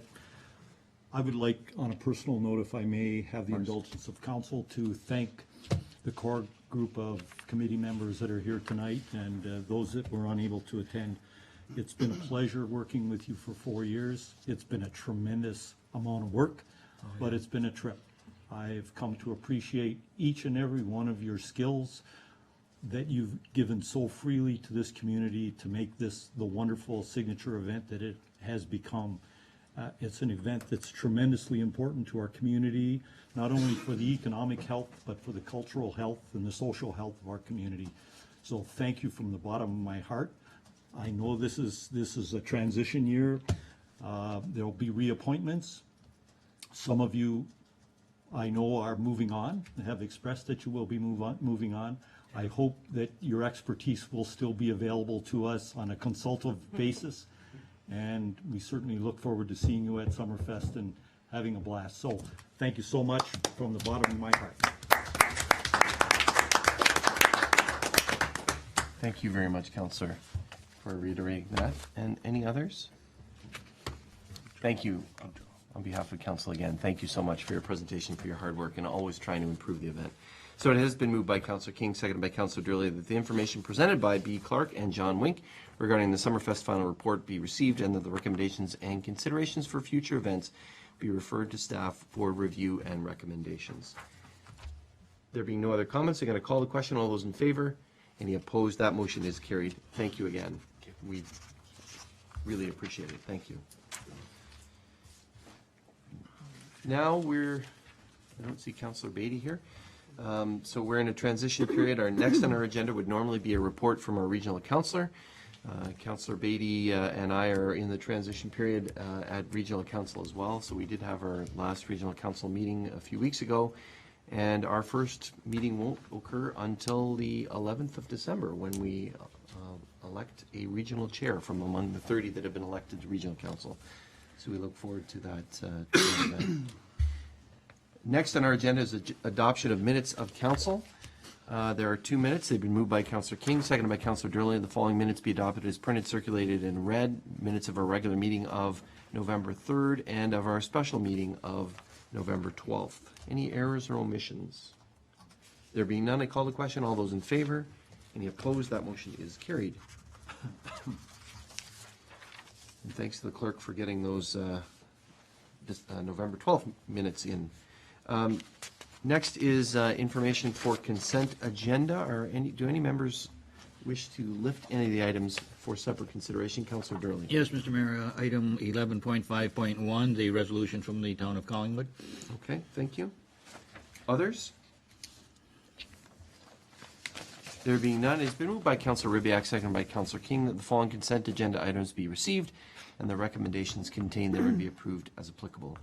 The recommendations from the Committee of the Whole meeting of November 3rd and the minutes of that Committee of the Whole meeting. Staff reports of a routine nature. There is one. It's regarding the council inaugural, designating that as a municipally significant event if required. I think they're still working on the catering of that event. Next is action correspondence of routine nature, applications for appointment to the Municipal Grant Committee. We do have 3 individuals that have put their names forward to serve on that committee on behalf of council. And the recommendation is the council receive the applications from how do you say that name? Shevsky, J. Frederico, and K. Brillabrook for the Municipal Grant Committee, and the council consider the appointment bylaw presented later on this evening's agenda. We do have some items of correspondence for information. Councillor Durley has lifted one of them, but the remaining correspondence items are from C. Labchuk regarding the Short Hills Provincial Park deer hunt and the Aboriginal deer harvest in Short Hills Park information note from Ontario Parks. One Foundation for Niagara Health System, a thank you letter, and Crime Stoppers of Niagara, a thank you letter. And then there are several minutes that are here from the Architectural Design Advisory Committee of October 16th, the 23rd, and the 29th. The committee's been very active and working very diligently, and we are to receive their minutes for information. Do any members have any comments, questions on any of the items? Councillor Ribbiak. Thank you, Mr. Mayor. My question is through you to the chief with regard to Fenwick beautification. I think that may have been mentioned somewhere within those reports, if not certainly in the minutes. And the question is with regard to the ability of emergency vehicles, particularly the large fire trucks, to be able to negotiate the redesigned streets within downtown Fenwick? Chief, and I think you're alluding to the committee report of November 3rd. Thank you. Chief? Yeah, it has come up in a number of conversations and phone calls. Unfortunately, during the construction process, the curbing they put in and the construction, it makes everything look very aggressive and much narrower than it actually is. Over the past week, we've taken all our equipment down there, our largest trucks, including the aerial, and we've been able to navigate all laneways. So I'm fully confident that it's going to take a little driver training, a little extra orientation, but the end result, once the construction's completed, I have no problems with our access to those points. Thank you, Chief. Thank you, Councillor. Thank you. Just a comment, just for clarification. So we have designed the streets in such a way as to provide for some traffic calming, which would suggest that traffic should slow down, but that's not going to be a problem at all for emergency vehicles needing to get to where they need to get to on time. Chief?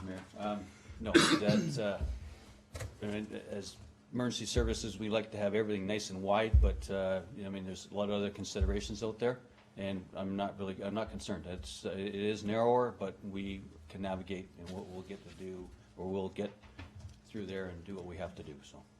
Thank you, Chief. Thank you, Mr. Mayor. Thank you. Councillor Durley. Thank you, Mr. Mayor. I'm quite disturbed about one item in the minutes of the October 29th meeting of the Architectural Committee. It's been noted that the chairman asked staff and ex-officio members to leave the room of a duly called and duly convened meeting so that they could discuss something. And there was about a half an hour that no staff was there, and no some of the committee members that were duly appointed that were supposed to be on this committee but didn't attend because they were asked to leave. Number one, there was no recording of what was discussed at that, which is irregular, and I don't really think that any committee has the right to make their own rules or disregard protocol in terms of reference, and I think in this case it was a blatant fault that this did happen, and I want to ensure that this never happens again with any other committee.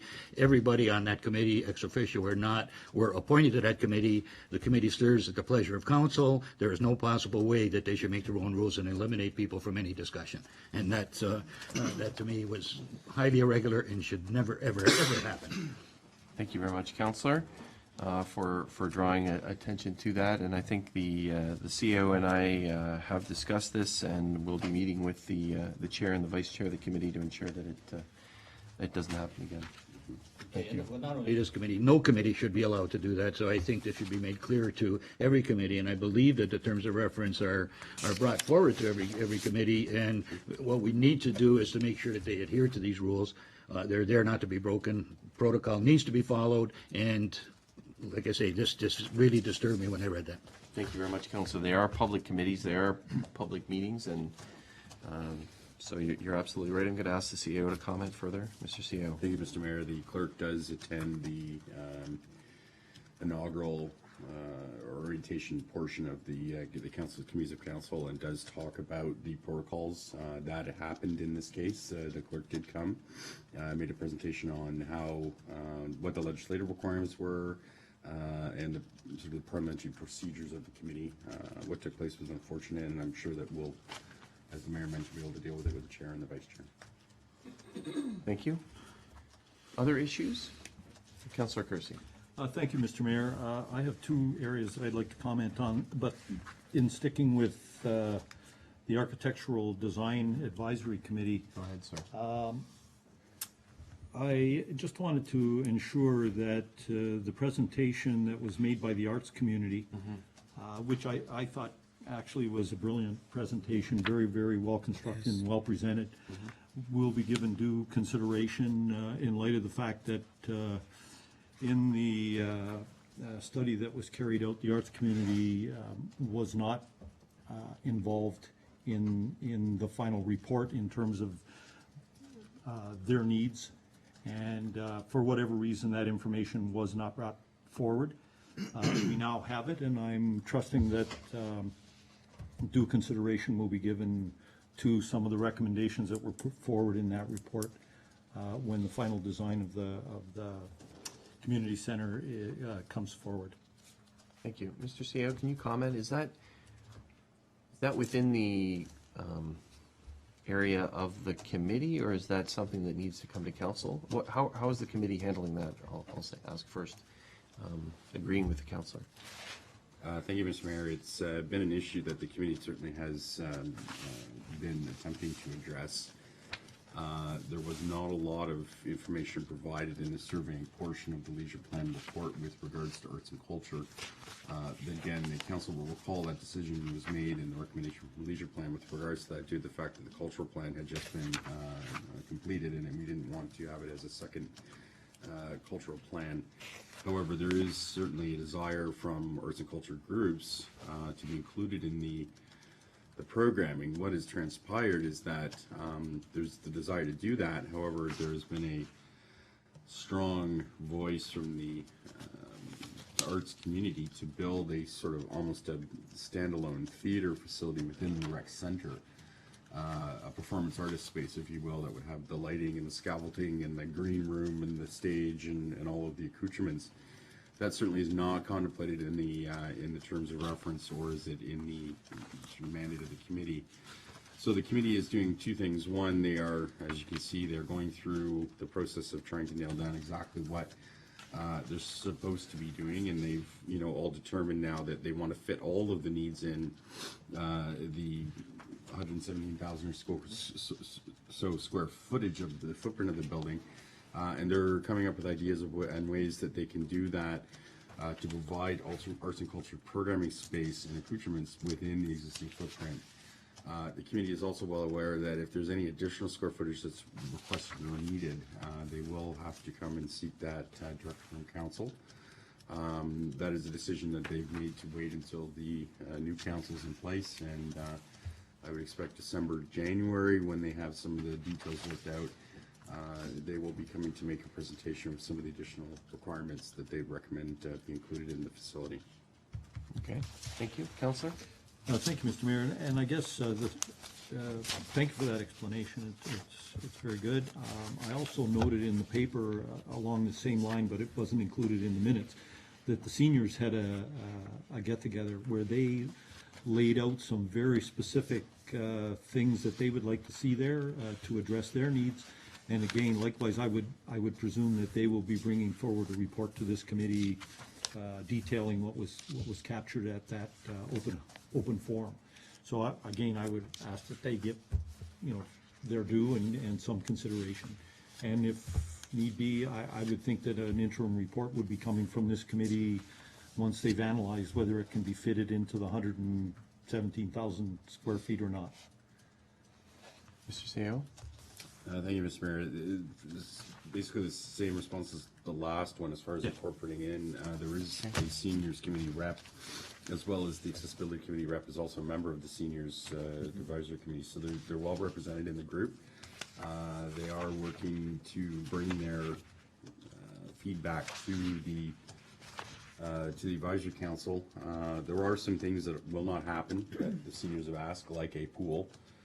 Those types of decisions were made a while ago, but there is also a lot of recommendations that are extremely valuable to the design and layout of the building, both from the seniors and from an accessibility point of view, that will certainly the committee's taking quite seriously and will be incorporating.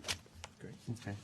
So it's an item that the CAO and I can discuss with the chair and the vice chair in addition to other earlier conversations in the direction of coming forward. Okay.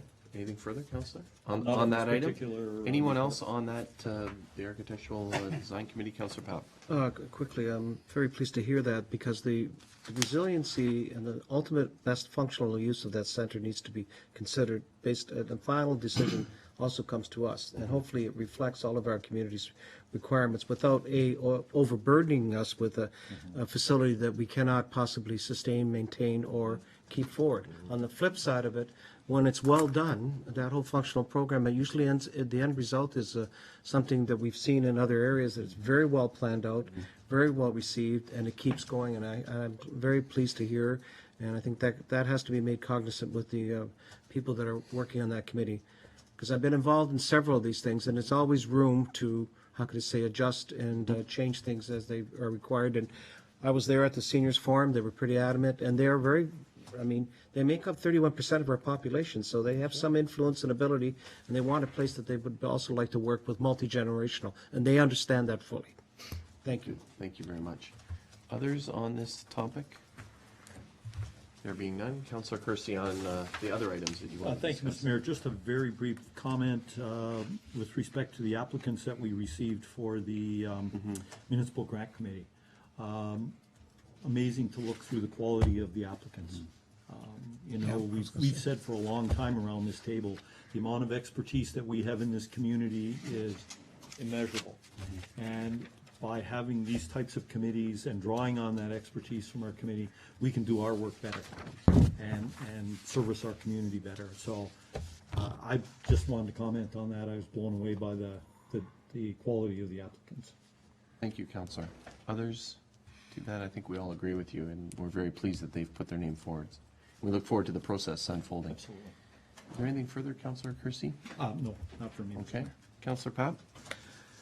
Well, I would be remiss if I didn't extend a wholehearted thank you to all members of this council and you, Mr. Mayor. When I read this letter from the One Foundation and the fact that we had contributed to the purchase of that mammograph digital machine, I ran into a couple of patients that have been using it at the Welland County General. And it just goes to show you that they just couldn't express their heartfelt thanks to be able to use a piece of equipment like this, and we should be really proud of ourselves in our town for contributing to this major installation of a very, very, how could I say, important facet in health treatment and cancer treatment. So I was really taken back when I read this, and I thought, man, oh man, after everything we've been through, it all boils down to sometimes just looking after it, and the patients that I did talk to, they were just overwhelmed with the sensitivity and the caring, the compassion, particularly with the equipment that we had a large part in bringing to this community. So thank you. Thank you very much, Councillor.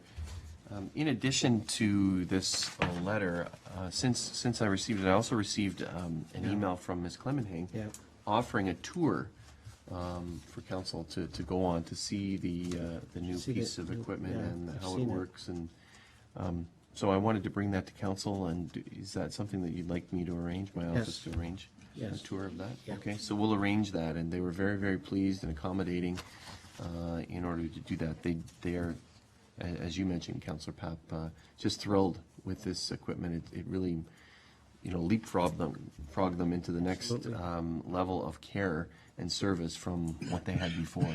And they want to share that with council, and are so appreciative of, on behalf of the community, the community commitment to this equipment. So my office will arrange a time in which we can tour that. So thank you for that. Anyone else on any of those items of consent? There being none, I call the question. All those in favor? Any opposed? That motion is carried. And Councillor Durley, you raised an item here, and you do have a motion. So I will read the motion, then I'll let you speak. How's that, Councillor? It's been moved by Councillor Durley, second by Councillor King, that the communication item 11.5.1, Town of Collingwood, regarding Canada Post home delivery be received, and that the recommendation therein be endorsed and supported, and that the clerk so advise the necessary parties. Councillor Durley. Thank you, Mr. Mayor. The resolution itself deals with, as you mentioned, the Canada Post decision to discontinue home-to-home delivery, postal delivery. This will have an impact on seniors, on disabled people, so on and so forth, and it certainly, although much of the town of Pelham is a post office box, there is some home delivery. However, I feel that they should really reconsider this, because not only will a section of Pelham be affected, but everybody who receives home-to-home delivery will be affected. I firmly believe that this service should be continued, and certainly bringing forward the support and endorse and circulate to our regular network. Okay, thank you. Others? Are we ready for calling of the question? All those in favor? Any opposed? That motion is carried. Thank you. Next item is the mayor's report. I have a couple of items here. The first is something that doesn't happen that often in a community that we have, that it's with a very, very strong volunteers that we've spoke about a lot this evening. And it is amazing when it does happen, and that is the formation of a new service club. It was my pleasure to participate in the first meeting of the newly chartered Connect Club of Fonthill and District. I wanted to thank, on behalf of council, the 17 members who have stepped forward and taken a formal oath. That's what they do. They take an oath of service to our community. It's along with the Kinsman Club and the Lions Clubs, and the Rotary, taking that formal oath is something very, very important for our community, and saying that, and in this case, their oath is to serve the community's greatest need. Council will recall that during the formation of the club over this last year, it was these members that stepped forward and assisted with, as ambassadors and parking attendants at the Thursday night activities here in Fonthill. They were the ones that really made that a success and helped smooth any feathers that were ruffled as we moved to include some parking provisions there. So it was their commitment even before they became a club, and I thank them for that. Congratulations and thank you to President Carolyn Stephen and the executive and members of the newly chartered club. Just to talk very quickly, this was the night of the blackout, the hour that we didn't have power in this neck of the woods, and the 2 hours that we didn't have power in other parts of our community. They were supposed to have their event at Lookout, and they were standing there as the power went out and said, what are we going to do? Murray Baring from White Meadows offered his facility, and he ran the facility off the back of his power takeoff, I think it's called, on the tractor, and was able to run the power there. And they had the event there, and it was just a wonderful event, again, speaking to the tenacity of volunteers and the commitment of volunteers, and they wanted to move ahead with this particular event because there were so many from far away. So congratulations to them, and thank you to the Bering family for doing that. The other event, and that's here in my report, is the Remembrance Day commemorations, and they occurred in our community over 2 days. Thank you to the Royal Canadian Legion, Branch 613, the Ladies Auxiliary, the Army Cadets, for organizing a very heartfelt and special Remembrance Day commemorations, starting on the Sunday before Remembrance Day in Fenwick, Ridgeville, and in Font Hill here at Peace Park, and also at Veterans Park on Remembrance Day. Hundreds and hundreds from our community gathered to remember the brave men and women who have served and who continue to serve our community. And we honored them for their courage, for their dedication, and their commitment to our community. Thanks to Councillors Lane, Ribiak, King, Durley, and Papp for laying wreaths and helping to commemorate during the Remembrance Day at the Cenotaph through Pelham on the Sunday, and as well to being there on Remembrance Day as well. So thank you to the Legion and the Ladies Auxiliary and the Cadets for putting on such a wonderful Remembrance Day commemoration. It's a wonderful way to honor our veterans and those that serve. Thank you. It's been moved by Councillor King, seconded by Councillor Durley, that my report for November 17th be received for information. All those in favor? Any opposed? That motion is carried. The next item is Councillor Papp with a report regarding the Welland Pelham Chamber of Commerce. Thank you, Mr. Mayor, and I beg the indulgence of council. I was not able to put in writing because the actual board report meeting took place on November 13th. Very quickly, I'm going to share with the clerk the presentation by Bob Sagan, Director of Economic Development, that you know. I was very impressed with him, all of us were, and he discussed two key things. One's the development of a foreign trade zone that they're working on across Canada, but in particular here, and one in particular is that we would be considered one of those areas if we meet all the criteria in the Niagara area. The other one they're looking at is out in Vancouver, one in Windsor. And then the second part he talked about is regional clusters, and this, I think both Mr. CAO and you, the mayor, are familiar with this, that the region is pushing to try and create jobs by identifying clusters of different industries that are together. The example they used was right on the mark, was our floral industry, that those are areas that all similarly are located, and these would be, this would lead to provincial and federal incentives to allow them to expand and to bring into play other subsidiary businesses as well. So I'll pass this on, and I know Mr. Sagan is, I think, coming around, Mr. Mayor, to talk to us all about that, so I don't need to elaborate. And finally, there was quite a discussion. As you know, we're less than 7 months away from the Pan Am Games, and there is going to be a great deal of preparation going on right now, and there will be a call out for volunteers, and we're looking forward to that. And interesting enough, what we were told is that aside from the Pan Am Games that take place in July, in fact, an event that's going to attract, they all attract about 1,200 athletes for the canoeing and kayaking. I found it fascinating. The following month, they are doing the International Dragon Boat competition. Is going to be held here. There'll be 4,000 participants from all different sectors, from corporate in the Dragon Boat races. So we have all these assets here, and hopefully we'll take part and be part and parcel of that activity, and I'm looking forward to it. And finally, I just want to again thank members of council. This is my 11th year on the chamber. I think there should be some retirement, but we're having we're developing quite rapidly, as you probably know, that over the past year, our ED Dolores Fabiano, we've acquired and are working with the Niagara Falls Chamber now. They're under our umbrella, also the Wainfleet Port Colborne. So things are happening, and hopefully what we heard today from the staff and what we heard this afternoon, those are components that would form the basis of our rolling out our very, very adept economic plan in Pelham. Thank you. Good. Thank you very much, Councillor, for your report, and we'll be sure to include this in the minutes. We don't need a motion to receive. Should we receive this report? Maybe we should. Yeah. Councillor Papp, you'll move to receive, and seconded by Councillor Lane. All those in favor? Any opposed? That motion is carried. Thank you. Now we move to staff reports requiring action. It's been moved by Councillor Ribiak, seconded by Councillor King, that Council receive the issue sheet regarding the committees of council review. and that council disband the following committees of council: Christmas in Pelham, Supper Market, Downtown Beautification Committee, Canada Day Committee, and the council defer appointing members to the remaining non-statutory committees until such time as the strategic plan is completed and committees can be aligned or realigned or created to support the goals and objectives of council.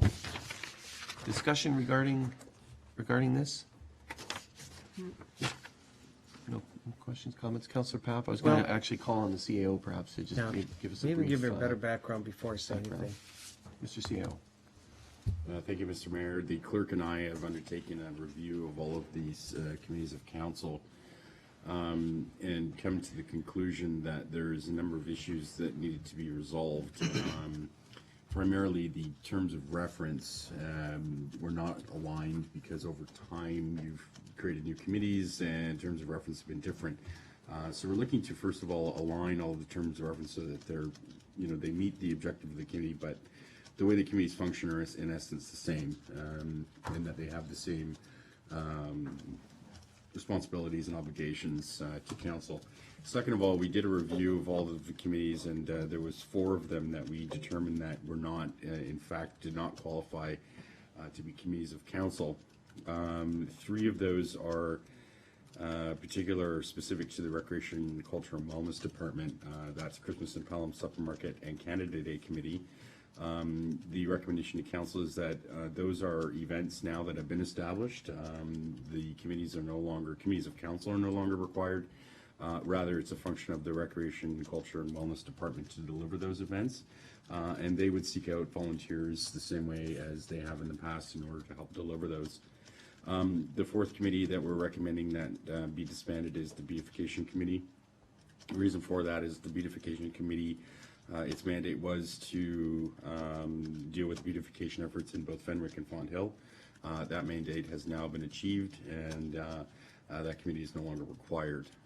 Not to say that there isn't a role for a planning function or a beautification function, but we're suggesting that until the council has undertaken their strategic planning efforts, that they defer appointing members to the to non-statutory committees so that you can review.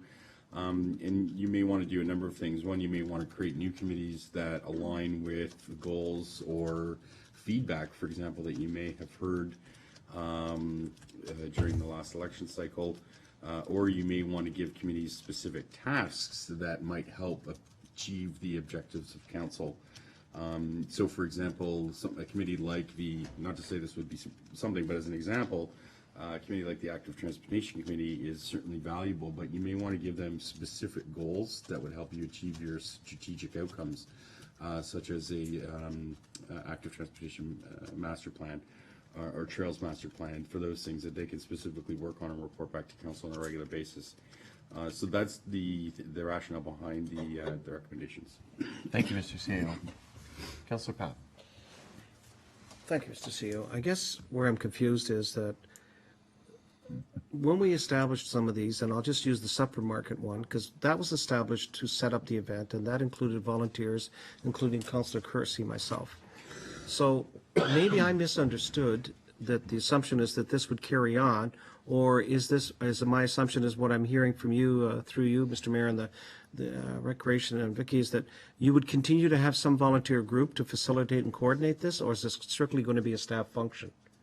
Mr. CEO. Thank you, Mr. Mayor. To answer the councillor's question, the idea would be that rather than having the Supper Market as a committee of council, right, the Supper Market would be a committee of volunteers that was run through the Recreation Department. So the Recreation Department would recruit volunteers for this particular event, whether it be Canada Day, Supper Market, or otherwise, and they would deliver the event as part of their programming function within the town. Thank you. Just as a So follow-up. with volunteers. Yeah. So as a follow-up, though, what I'm a little perplexed at is that committee, we in fact requested funding. You actually did some things for us that were subsidized. So where does that all go? Like what happens with that? I mean, are those operating components of that particular event included into the base budget of the department? If I'm seeing yes, then I feel a little comfortable. I mean, But on the other hand, if those components are not, then I'd be worried because there's some, if you want to call it front-end investment that needs to be done to make sure that it carries on the same thing, because that was and I'm not taking away anything else, it was a huge success. It was a very difficult process we went through, but we got through it. And maybe I'll leave it at that, because I just don't want to see a lot, as long as it builds on strengthening that particular delivery of that event, I basically am okay with it, I guess. Mr. CEO. Thank you, Mr. Mayor. It will be the director's responsibility to ensure that the appropriate budget is in The resources are there? operating budget for the year in that department. One of the things that will support this recommendation is the fact that the previous management position has been eliminated in the rec department, and 2 coordinator positions have been created, programming positions that are expected to deliver events. One is the program coordinator or special events programmer, and the other one is the arts and cultural programmer that's largely responsible for carrying out the cultural plan. So it becomes a function of, these are well-established committees now, and they don't need council involvement. They don't need to be reported back to council. Rather, they're a job description duty under the recreation department. That'll allow council to be able to explore other opportunities and other committees they may want to develop in order to help them achieve the strategic plan. Councillor? Okay, I don't want to, because I know there's other questions. So I don't see on here, so this Pelham Seniors Advisory Committee is still a committee of council? Mr. CEO. I'd be pretty upset if that's not the case. What we're saying is that all of the committees that have not been addressed in this report, you Remain? wait. They could remain. It's council's discretion. Right, it is. That you wait to a point until you've completed strategic planning. Right. And that you've got a clear mandate for each of the committees that you want to move forward with. Councillor, Okay. Staff approached me and said, how do we evaluate these committees? They really are committees of council. How do we evaluate their work, and how do we say whether this committee should be here, whether its terms should be changed, whether it's fulfilling the correct role that council wants or not? My response was that it should be done through the strategic plan, that all of the functions of the council and is envisioned in the strategic planning process. And since we're imminently about to start and re-update our strategic plan, it was thought that we would then look at committees following that process. We can also include this as part of our strategic planning process. How do we, but council needs to have the discussion on that. So if we look at the strategic goals that are in the current plan, and we say, how do we achieve them? One of the ways in which we might achieve them might be through a committee of council, like the Seniors Advisory Committee. Another way might be through some other means. But we can look at it as part of our strategic planning to achieve certain goals. It wasn't the Seniors Committee that was the challenge, I think, for staff. It was some of the committees like the CAO mentioned. The Beautification Committee, there's still some elements there that maybe that committee should be doing in terms of beautification and work with community improvement plans. But there's other committees that are working on similar things like walkability, cyclability, and even the Seniors Advisory Committee is working on accessibility as part of and universal accessibility. So to have that and to align those elements and say, well, this is really what we want the Seniors Advisory Committee to do. This is what we want the Active Transportation Committee, or whatever it is we're calling it, to do as part of the strategic plan, and where does it fit in? That's the idea behind this recommendation. I hope that helps, as opposed to cause confusion. I'll stop there. Councilor Kersey? Thank you, Mr. Mayor. One thing that you just said, I had some other comments, but that has taken me aback a little bit, is that staff came to you and asked you how they should be dealing with these committees. And we've had this discussion around the table a number of times, that we, as a council, should be discussing what to do with these committees and what committees we feel are important and should have the recognition of being a committee of council. We should be setting objectives for these committees, all of these sort of things. I see the rationale behind the beautification committee. I've served on that for 8 years as chair. We have reached a very critical stage in that. We're probably fulfilled our mandate, and I can see doing that. But at the same time, I see some challenges with these other committees. If we take and align things with the strategic plan, one of the things that this council has stood for in the last 4 years, and in fact, during some of the negative debate that was thrown out there and thrown in all of our faces, is to try and be as open as we can be, as transparent as we can be, and to involve our community in all the decisions that we make, or many of the decisions that we make that affect our community and our community's life. And here we are now, without having any of those discussions around this table, other than apart from the discussion with yourself, Mr. Mayor. And don't take it as a criticism. I see you're getting a little agitated, but it's not directed as a it's not directed as a criticism. It's directed as a comment. I feel that we would have had a much more fulsome discussion if it had been around this table, or in a session where we did a how might we, and we looked at committee structure, and we talked about all of the committees that we currently have here. I don't even know, quite frankly, what defines a committee of council.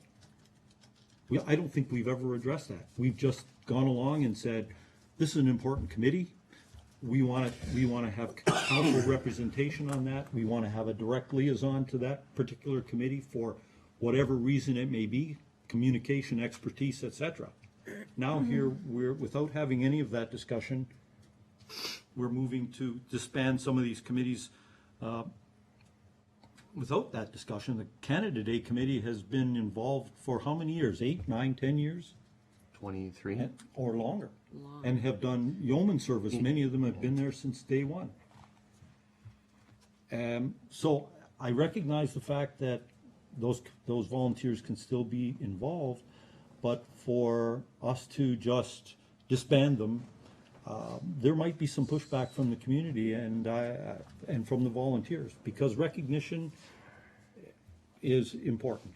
And when someone does a good job, to have a pat on the back and to say, and to have some recognition and some allegiance or alliance with town council, it adds credibility to their work. And I'm fearful that we will lose some of that, and we will lose some of our volunteers. I may be crepe hanging. I guess we'll never know until we make that action, and I hope it's not too late to change. The other concern I have is that I'm wondering whether we do have enough staffing. If we do get that kind of pushback or that kind of reaction from the volunteers, are we going to be left relying on staff to run these events, which at times can be fairly formidable? So I'm going to make a motion that we defer dealing with this until we can have a discussion, a full-scale discussion. It will be in the new term of council, where we define what is a committee of council and what the expectations of that committee is, and what our expectations are of working committees, and those committees that we can do without, let's do without. But let's just be respectful of the volunteers that we've had in the past and try and do the best we can in defining the roles of the committees and clearly understand what we need and what we don't need. So that's my position. I made a motion, Mr. Mayor. I'm asking council to support that. I'm going to respond to you before I accept the motion. And I'm going to say that, just quickly, when we look at the committee, like the Canada Day Committee, many of them were taken aback. The volunteers, who many had been with us for a number of years and involved for almost 20, were taken aback when we started this term of council and said, oh, by the way, you have to put an application in, you have to be appointed by council and all of that, because we changed it then. This is going back to something that's more historic. The second piece is, this is before council, so nothing's hidden. This is open and transparent.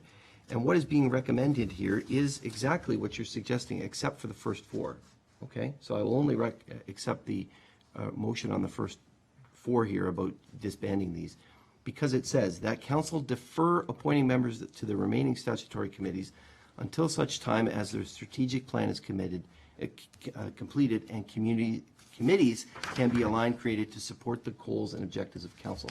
So the vision is to defer that conversation until we have the strategic planning, which will provide the framework in which we can have it. We can then have that discussion.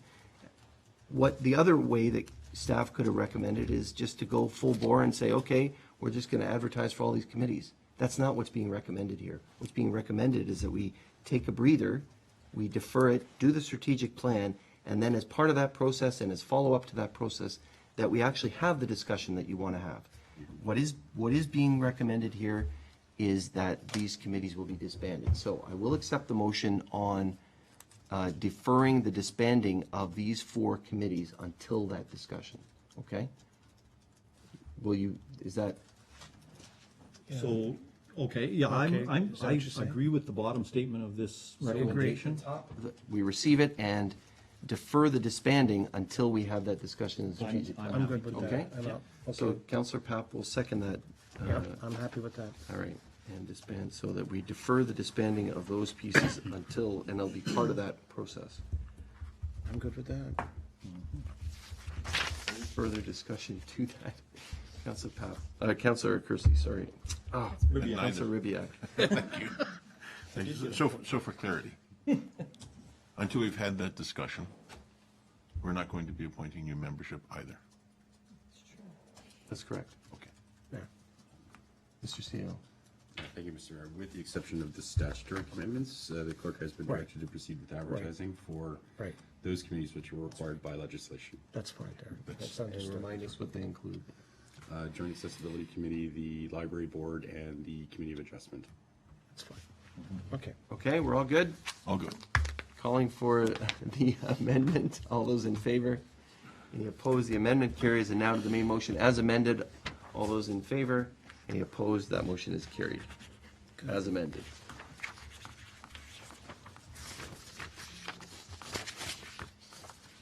Look forward to the discussion at our strategic planning session. Thank you.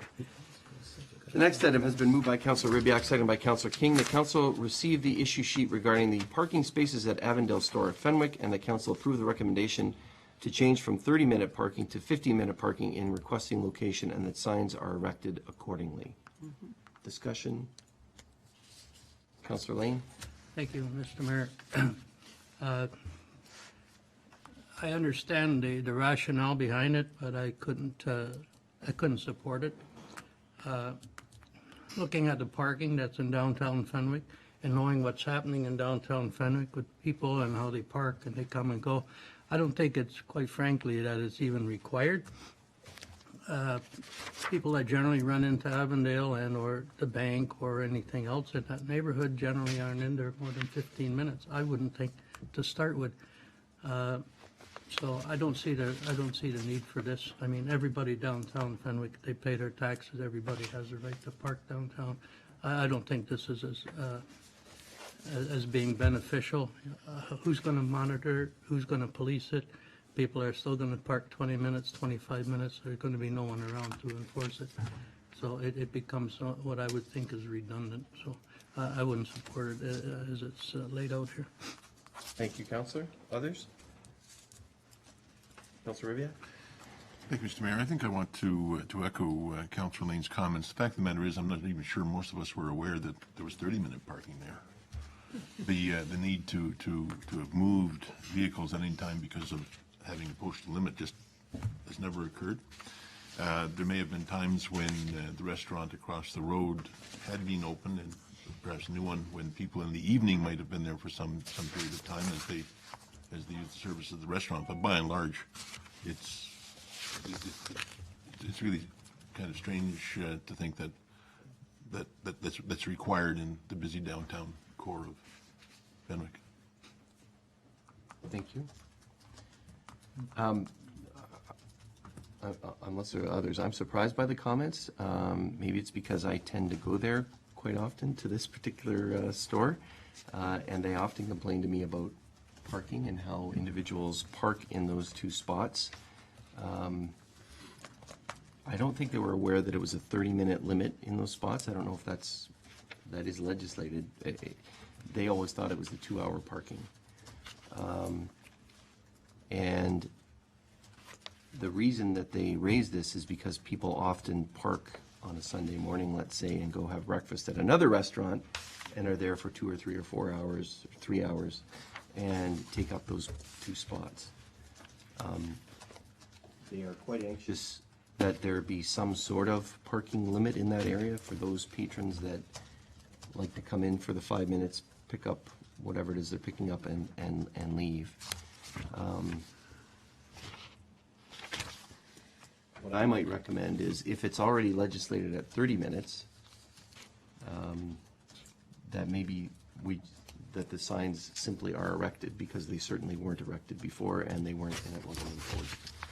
I don't know if the chief has any further comments. I know he's received some calls from these individuals that are owning this particular store. Any further comments, Chief, on complaints you've received or anything? Yeah, on a regular basis, and it's just not, he really feels that it has a direct reflects directly on his business, and there's no parking at all, and people just don't stop there. So he's brought this up a number of times, and I agree, there's very little parking down there, and there's tenants, a lot of those stores have tenants above them, and they don't have places to park.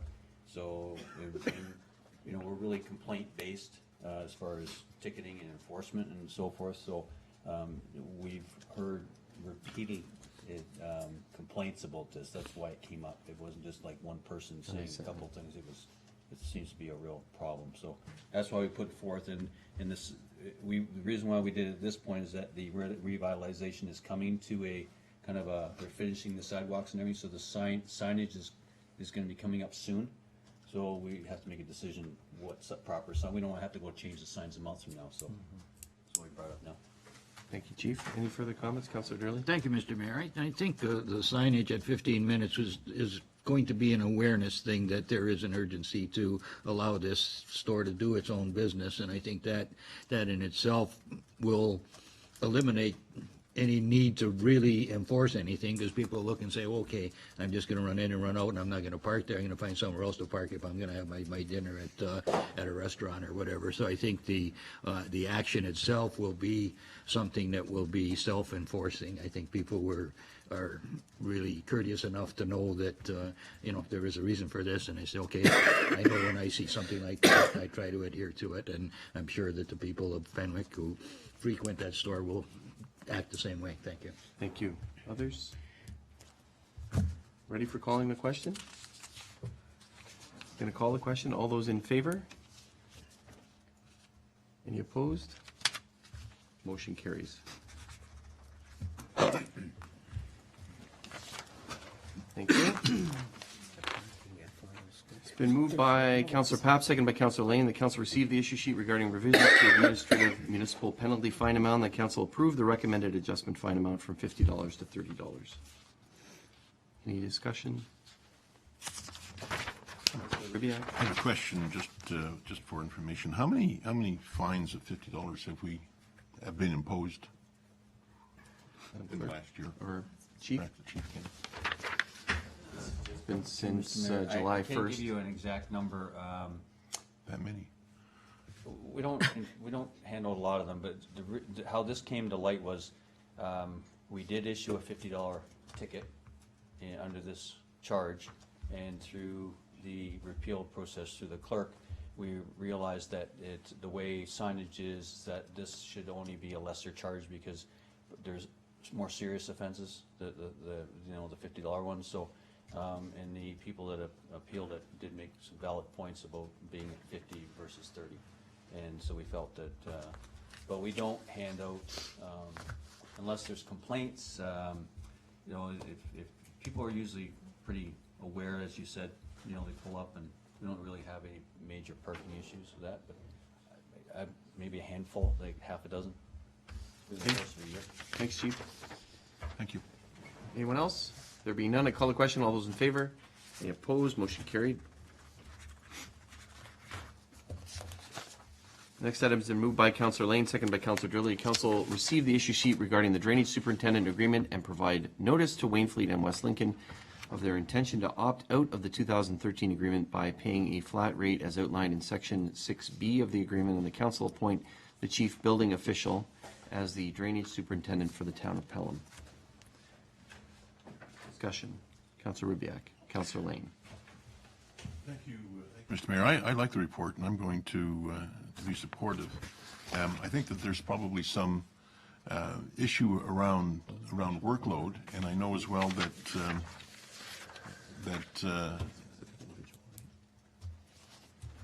Go ahead. Sorry, I'm just waiting for you to. No, I'm listening. Thank you. I know that the Director of Public Works is working on a draft set of references, terms of reference for a drainage advisory committee. Just wondering whether work regarding that might be completed in conjunction with the development of this organizational change. Mr. CEO. Thank you, Mr. Mayor. Yes, that's the plan would be that the CBO/drainage superintendent was appointed would take on that portfolio and would proceed. I have spoken with him about that. He's keen and eager to move forward with that particular initiative and get something to council as quickly as possible to implement it. So that's something that we'd certainly be pursuing. Thank you, Mr. Mayor. Okay, thank you. Councillor Lane. Yes, thank you, Mr. Mayor. I see by what we're recommending here is that we're going to pay a flat rate of 6 months and to opt out of this and to get no service for that 6 months. Is that the way I'm understanding it? Mr. CEO. No, that's not correct, Mr. Mayor. The recommendation is that council would approve our chief building official, Mike Zimmer, tonight, and his role as drainage superintendent for Pelham would take effect immediately, and that we would then provide notice, payment in lieu of notice of the 6 months to Waynfleet and West Lincoln. So, if council was to appoint tonight, he would be the drainage superintendent, when he came to work in the morning. But then we pay 6 months to opt out. We would pay 6 months to opt out. But we get no service for that 6 months, right? Well, But if we gave them, my question is, if we give them 6 months' notice and pay for 6 months and at that time be done with them, is that an option? So that we get something for 6 months of pay? Mr. CEO. Thank you, Mr. Mayor. That is an option that you could do, however, because of some of the significant drainage issues that are underway, including the creation of a municipal drain that council just dealt with. It's our recommendation that allowing the existing superintendent to proceed with that would not be in the best interest of the municipality. It's highly recommended that we bring that in-house immediately so that the drainage superintendent can take on that particular project along with others immediately, so not transitioning, when the project's 3/4 of the way through. Follow up, if I might, is this appropriate for me to ask how much 6 months of this is going to cost? Mr. CEO. I defer to the treasurer, Mr. Mayor. Madam Treasurer. The cost is approximately $14,000 For the 6 months. for 6 months. 14,000 for the 6 months? Yeah. And if I may, Mr. Mayor, follow up? Of course. Is, at the same time, then, is there a number that we have in mind to increase our person's salary to do this particular job? Is that something that's in the realm of discussion here? Mr. CEO. Okay, Mr. Mayor, yes, that's correct. The CBO's job description would be amended and the JAQs would be reviewed. What did it stand for? The job evaluation questionnaire that we would use to place the new responsibilities in the job description and then have it subsequently reflected on the grid.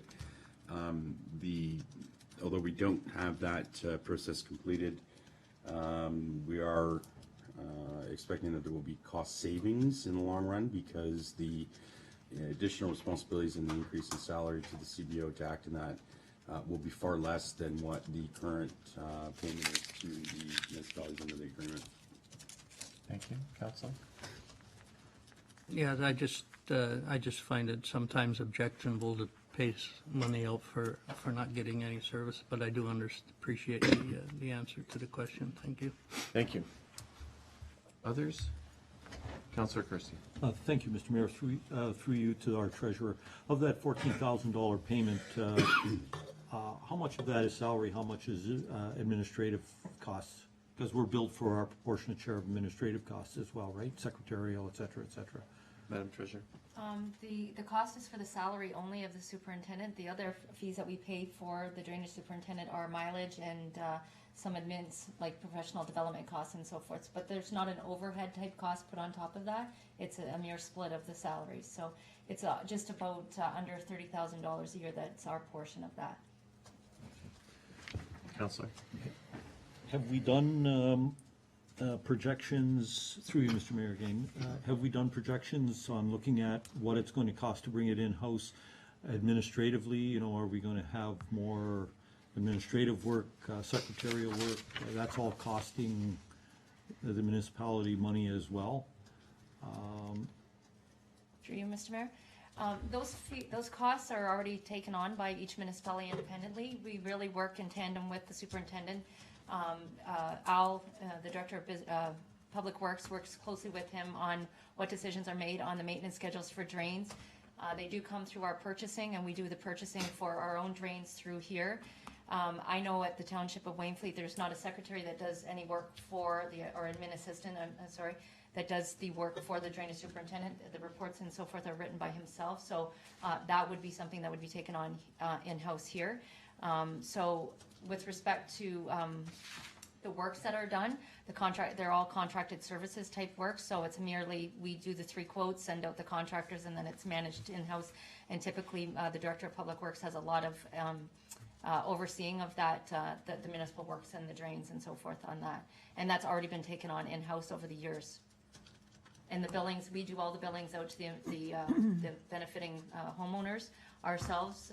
So that is not something else that was done at the location of Wainfleet either, so. Okay, thank you. Thank you. Others?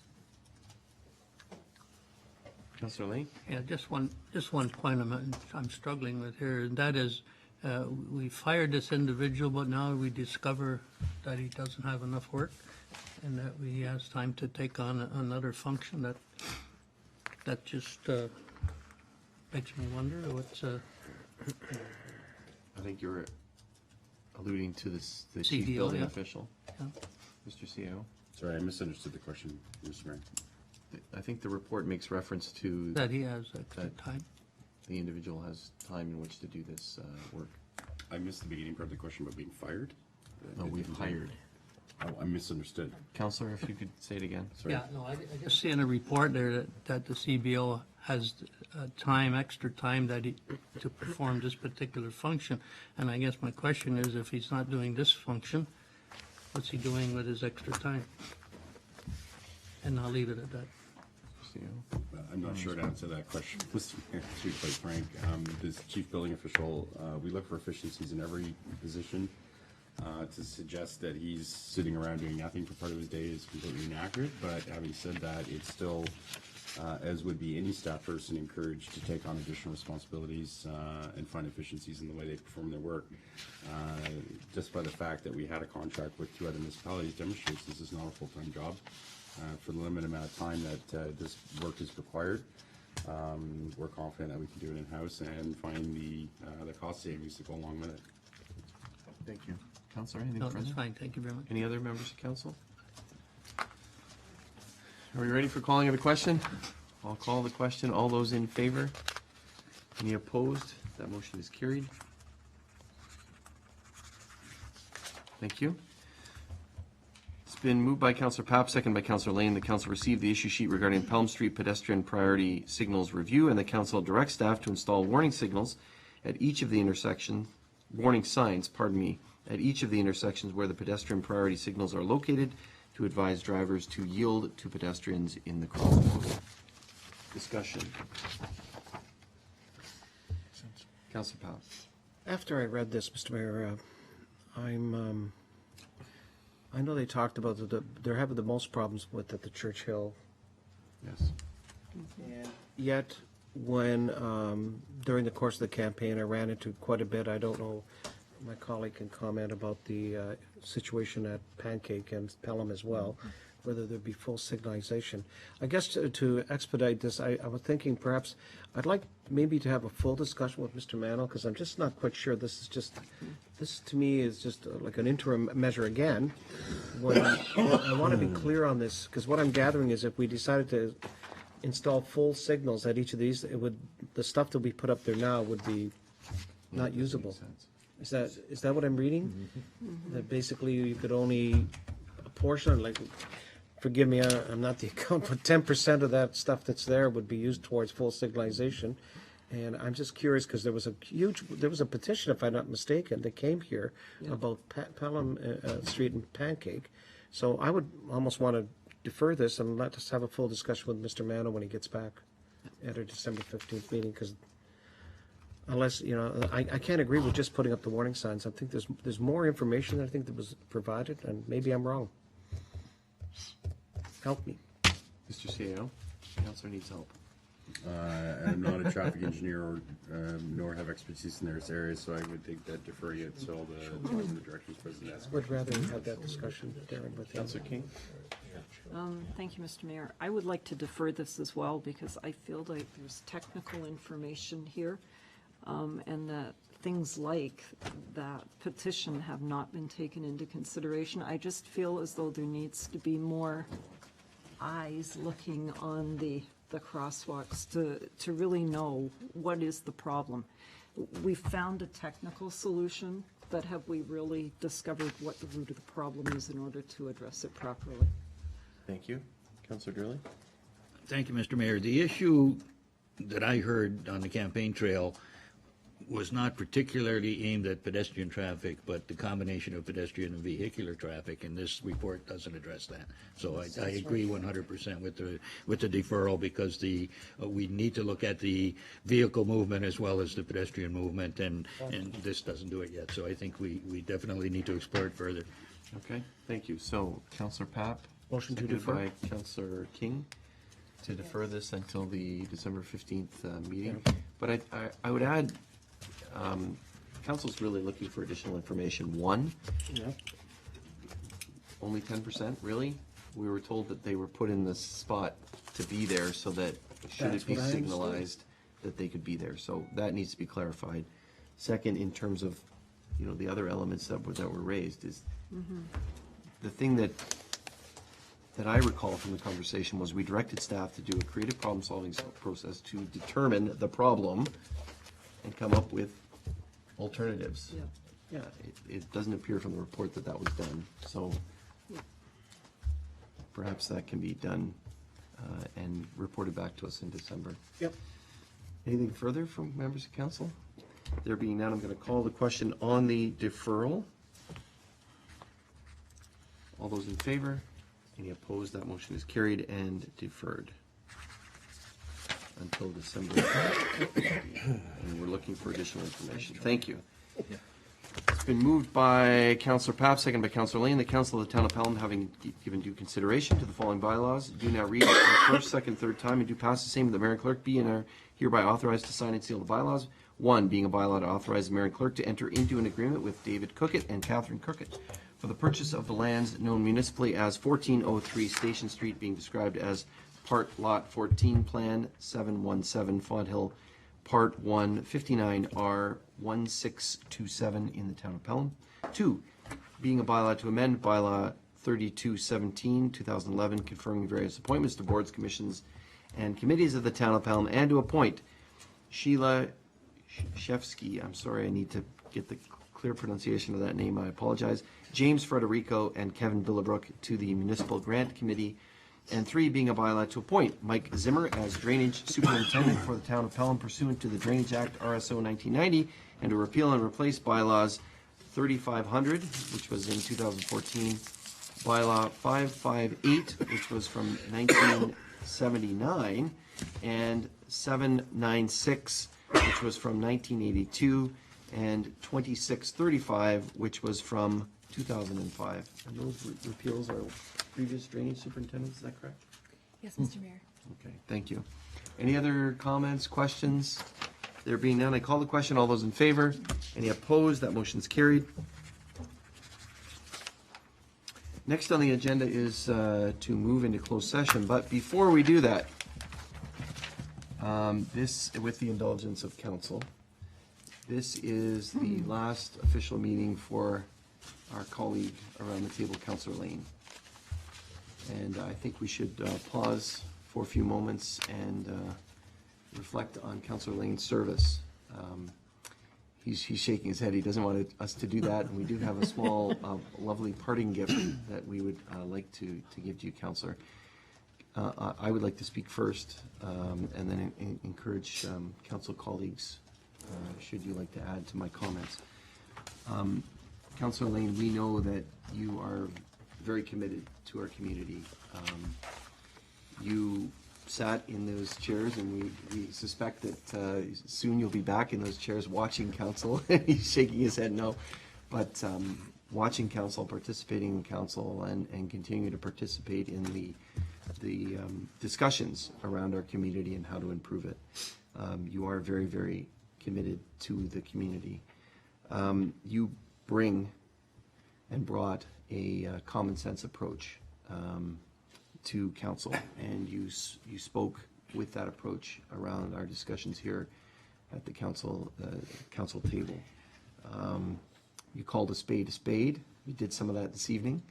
And Councillor Powell, harking back to one of the comments you made about calling a spade about the LCBO. Everyone knows where the LCBO is. Why do you need a sign? Classic comments, Councillor Lane, of you doing that and bringing that common sense approach. You also brought an approach of fiscal restraint and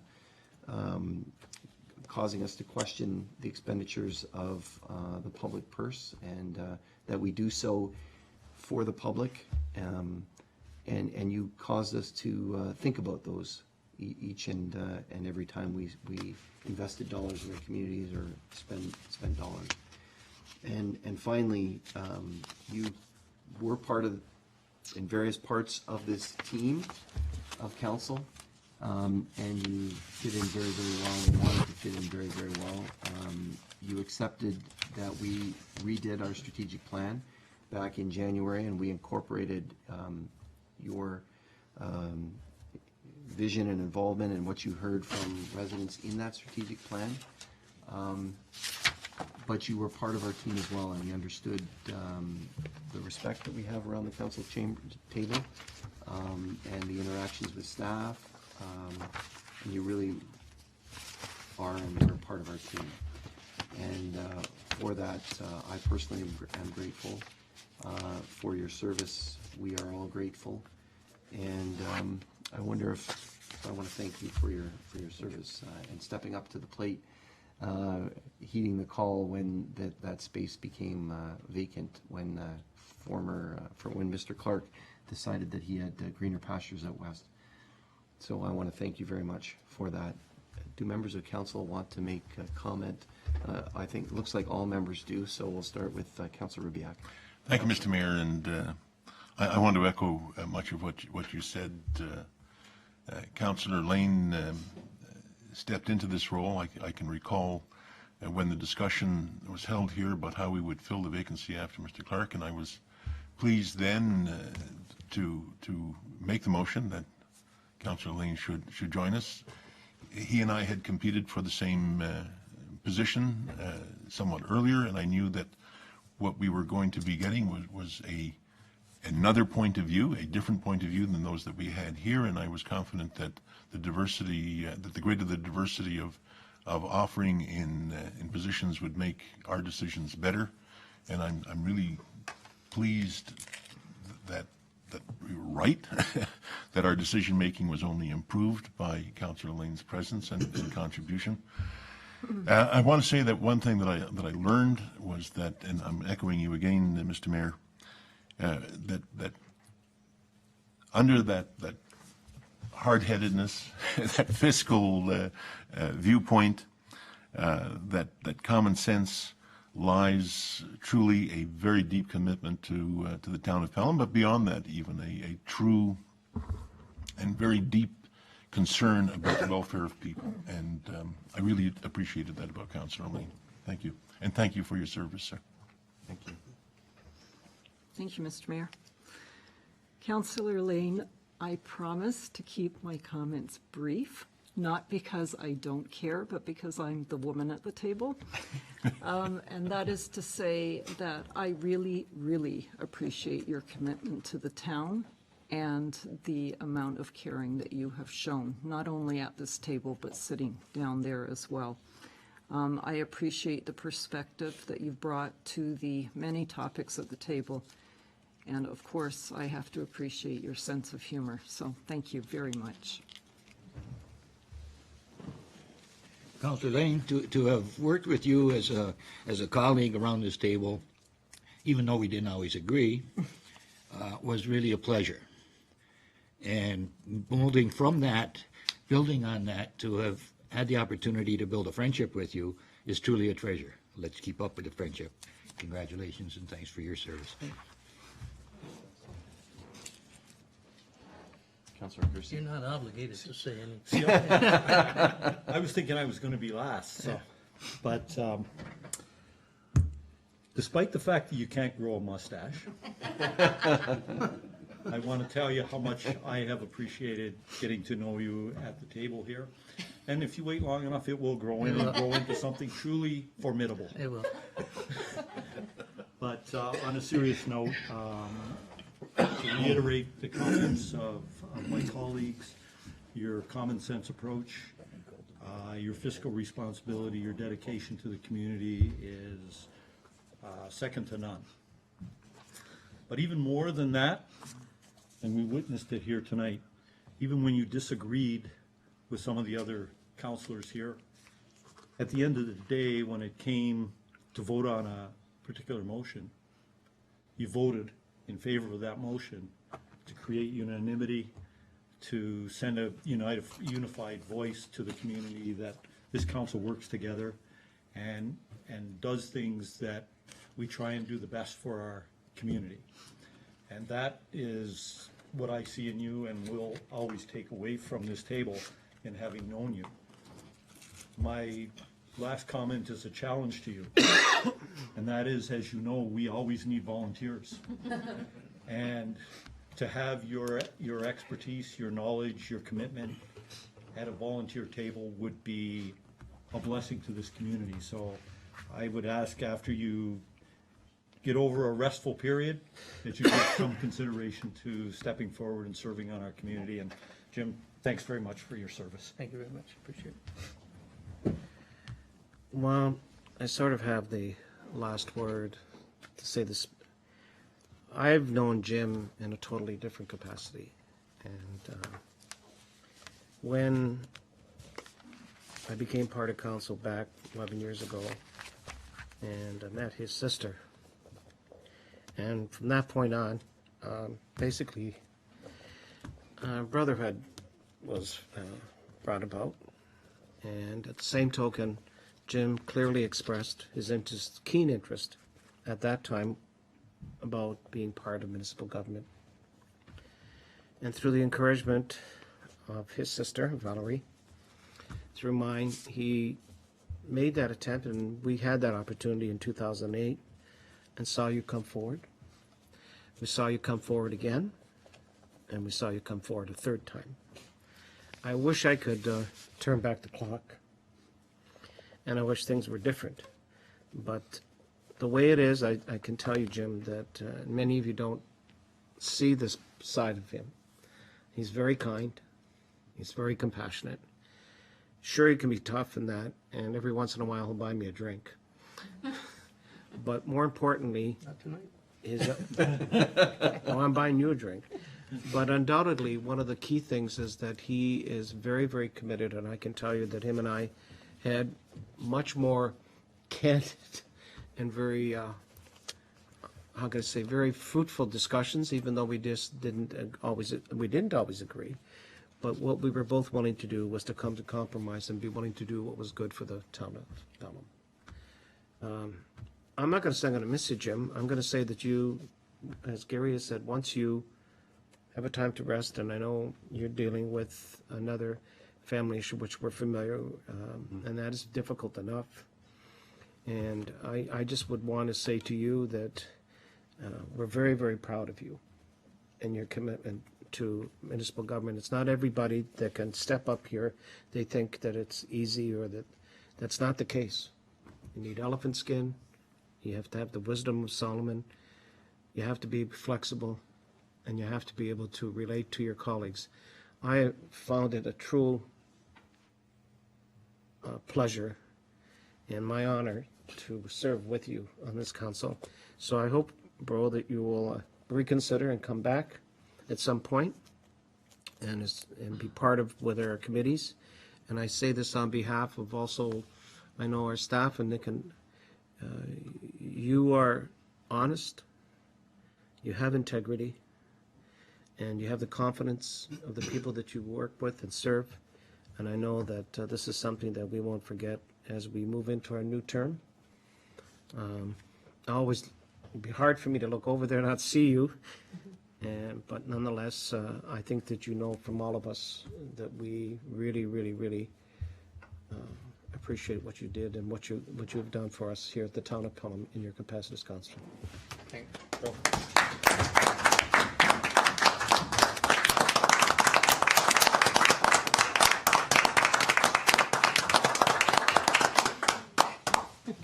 I'm going to present this to you and then ask you to, if you want, you can make some comments. But Councillor Lane, Jim, you really formed part of our team.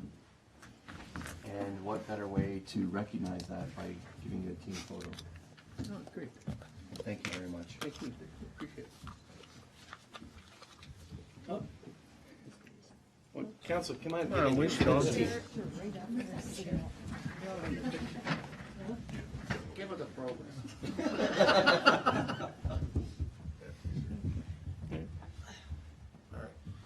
matter where I stand, they're gonna see you. Kneel down, Richard, okay? I am the other guy. Stand up, Captain. Oh, yeah.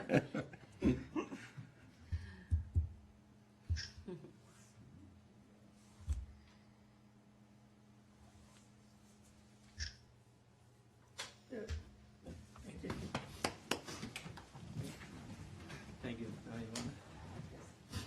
Where do you want to speak? Here, there, wherever you want to go. Sit in his chair.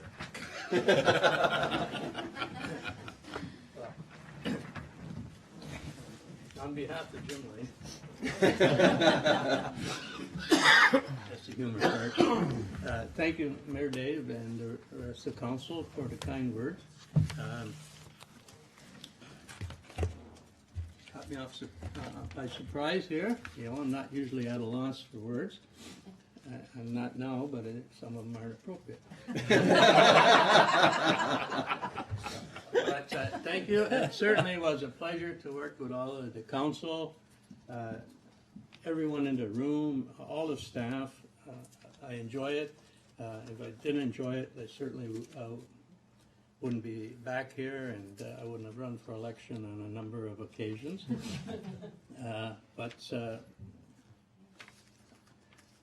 Yes, I enjoy the work. I like to think that to make an impact. I like to think that what we do is for all the good of Pelham. Okay, I like to think I made some friendships. Certainly, John, yes, we will still be at the hockey games. The staff, you know, they were very good. Everyone, sometimes Darren, I give them a little bit of a hard time, but that's just kind of the way I am.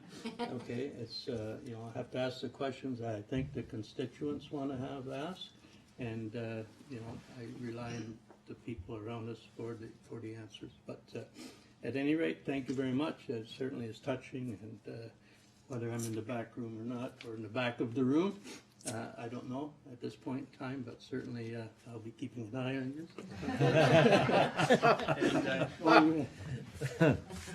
You know, and that's it. That's all I have to say. Thank you very much.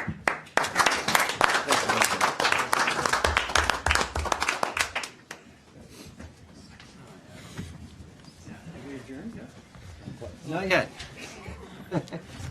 We do have a motion. Thank you. Councillor, and thank you. We do have a motion. It's been moved by Councillor Droley, seconded by Councillor King. Be it resolved, the next portion of the meeting be closed to the public in order to consider the following under Section 239(2)D, Labor Relations or Employee Negotiations, one item. Going to call the question. All those in favor? Motion is carried. The business of the town must go on, so thank you very much. So well, now that concludes our public portion of the meeting.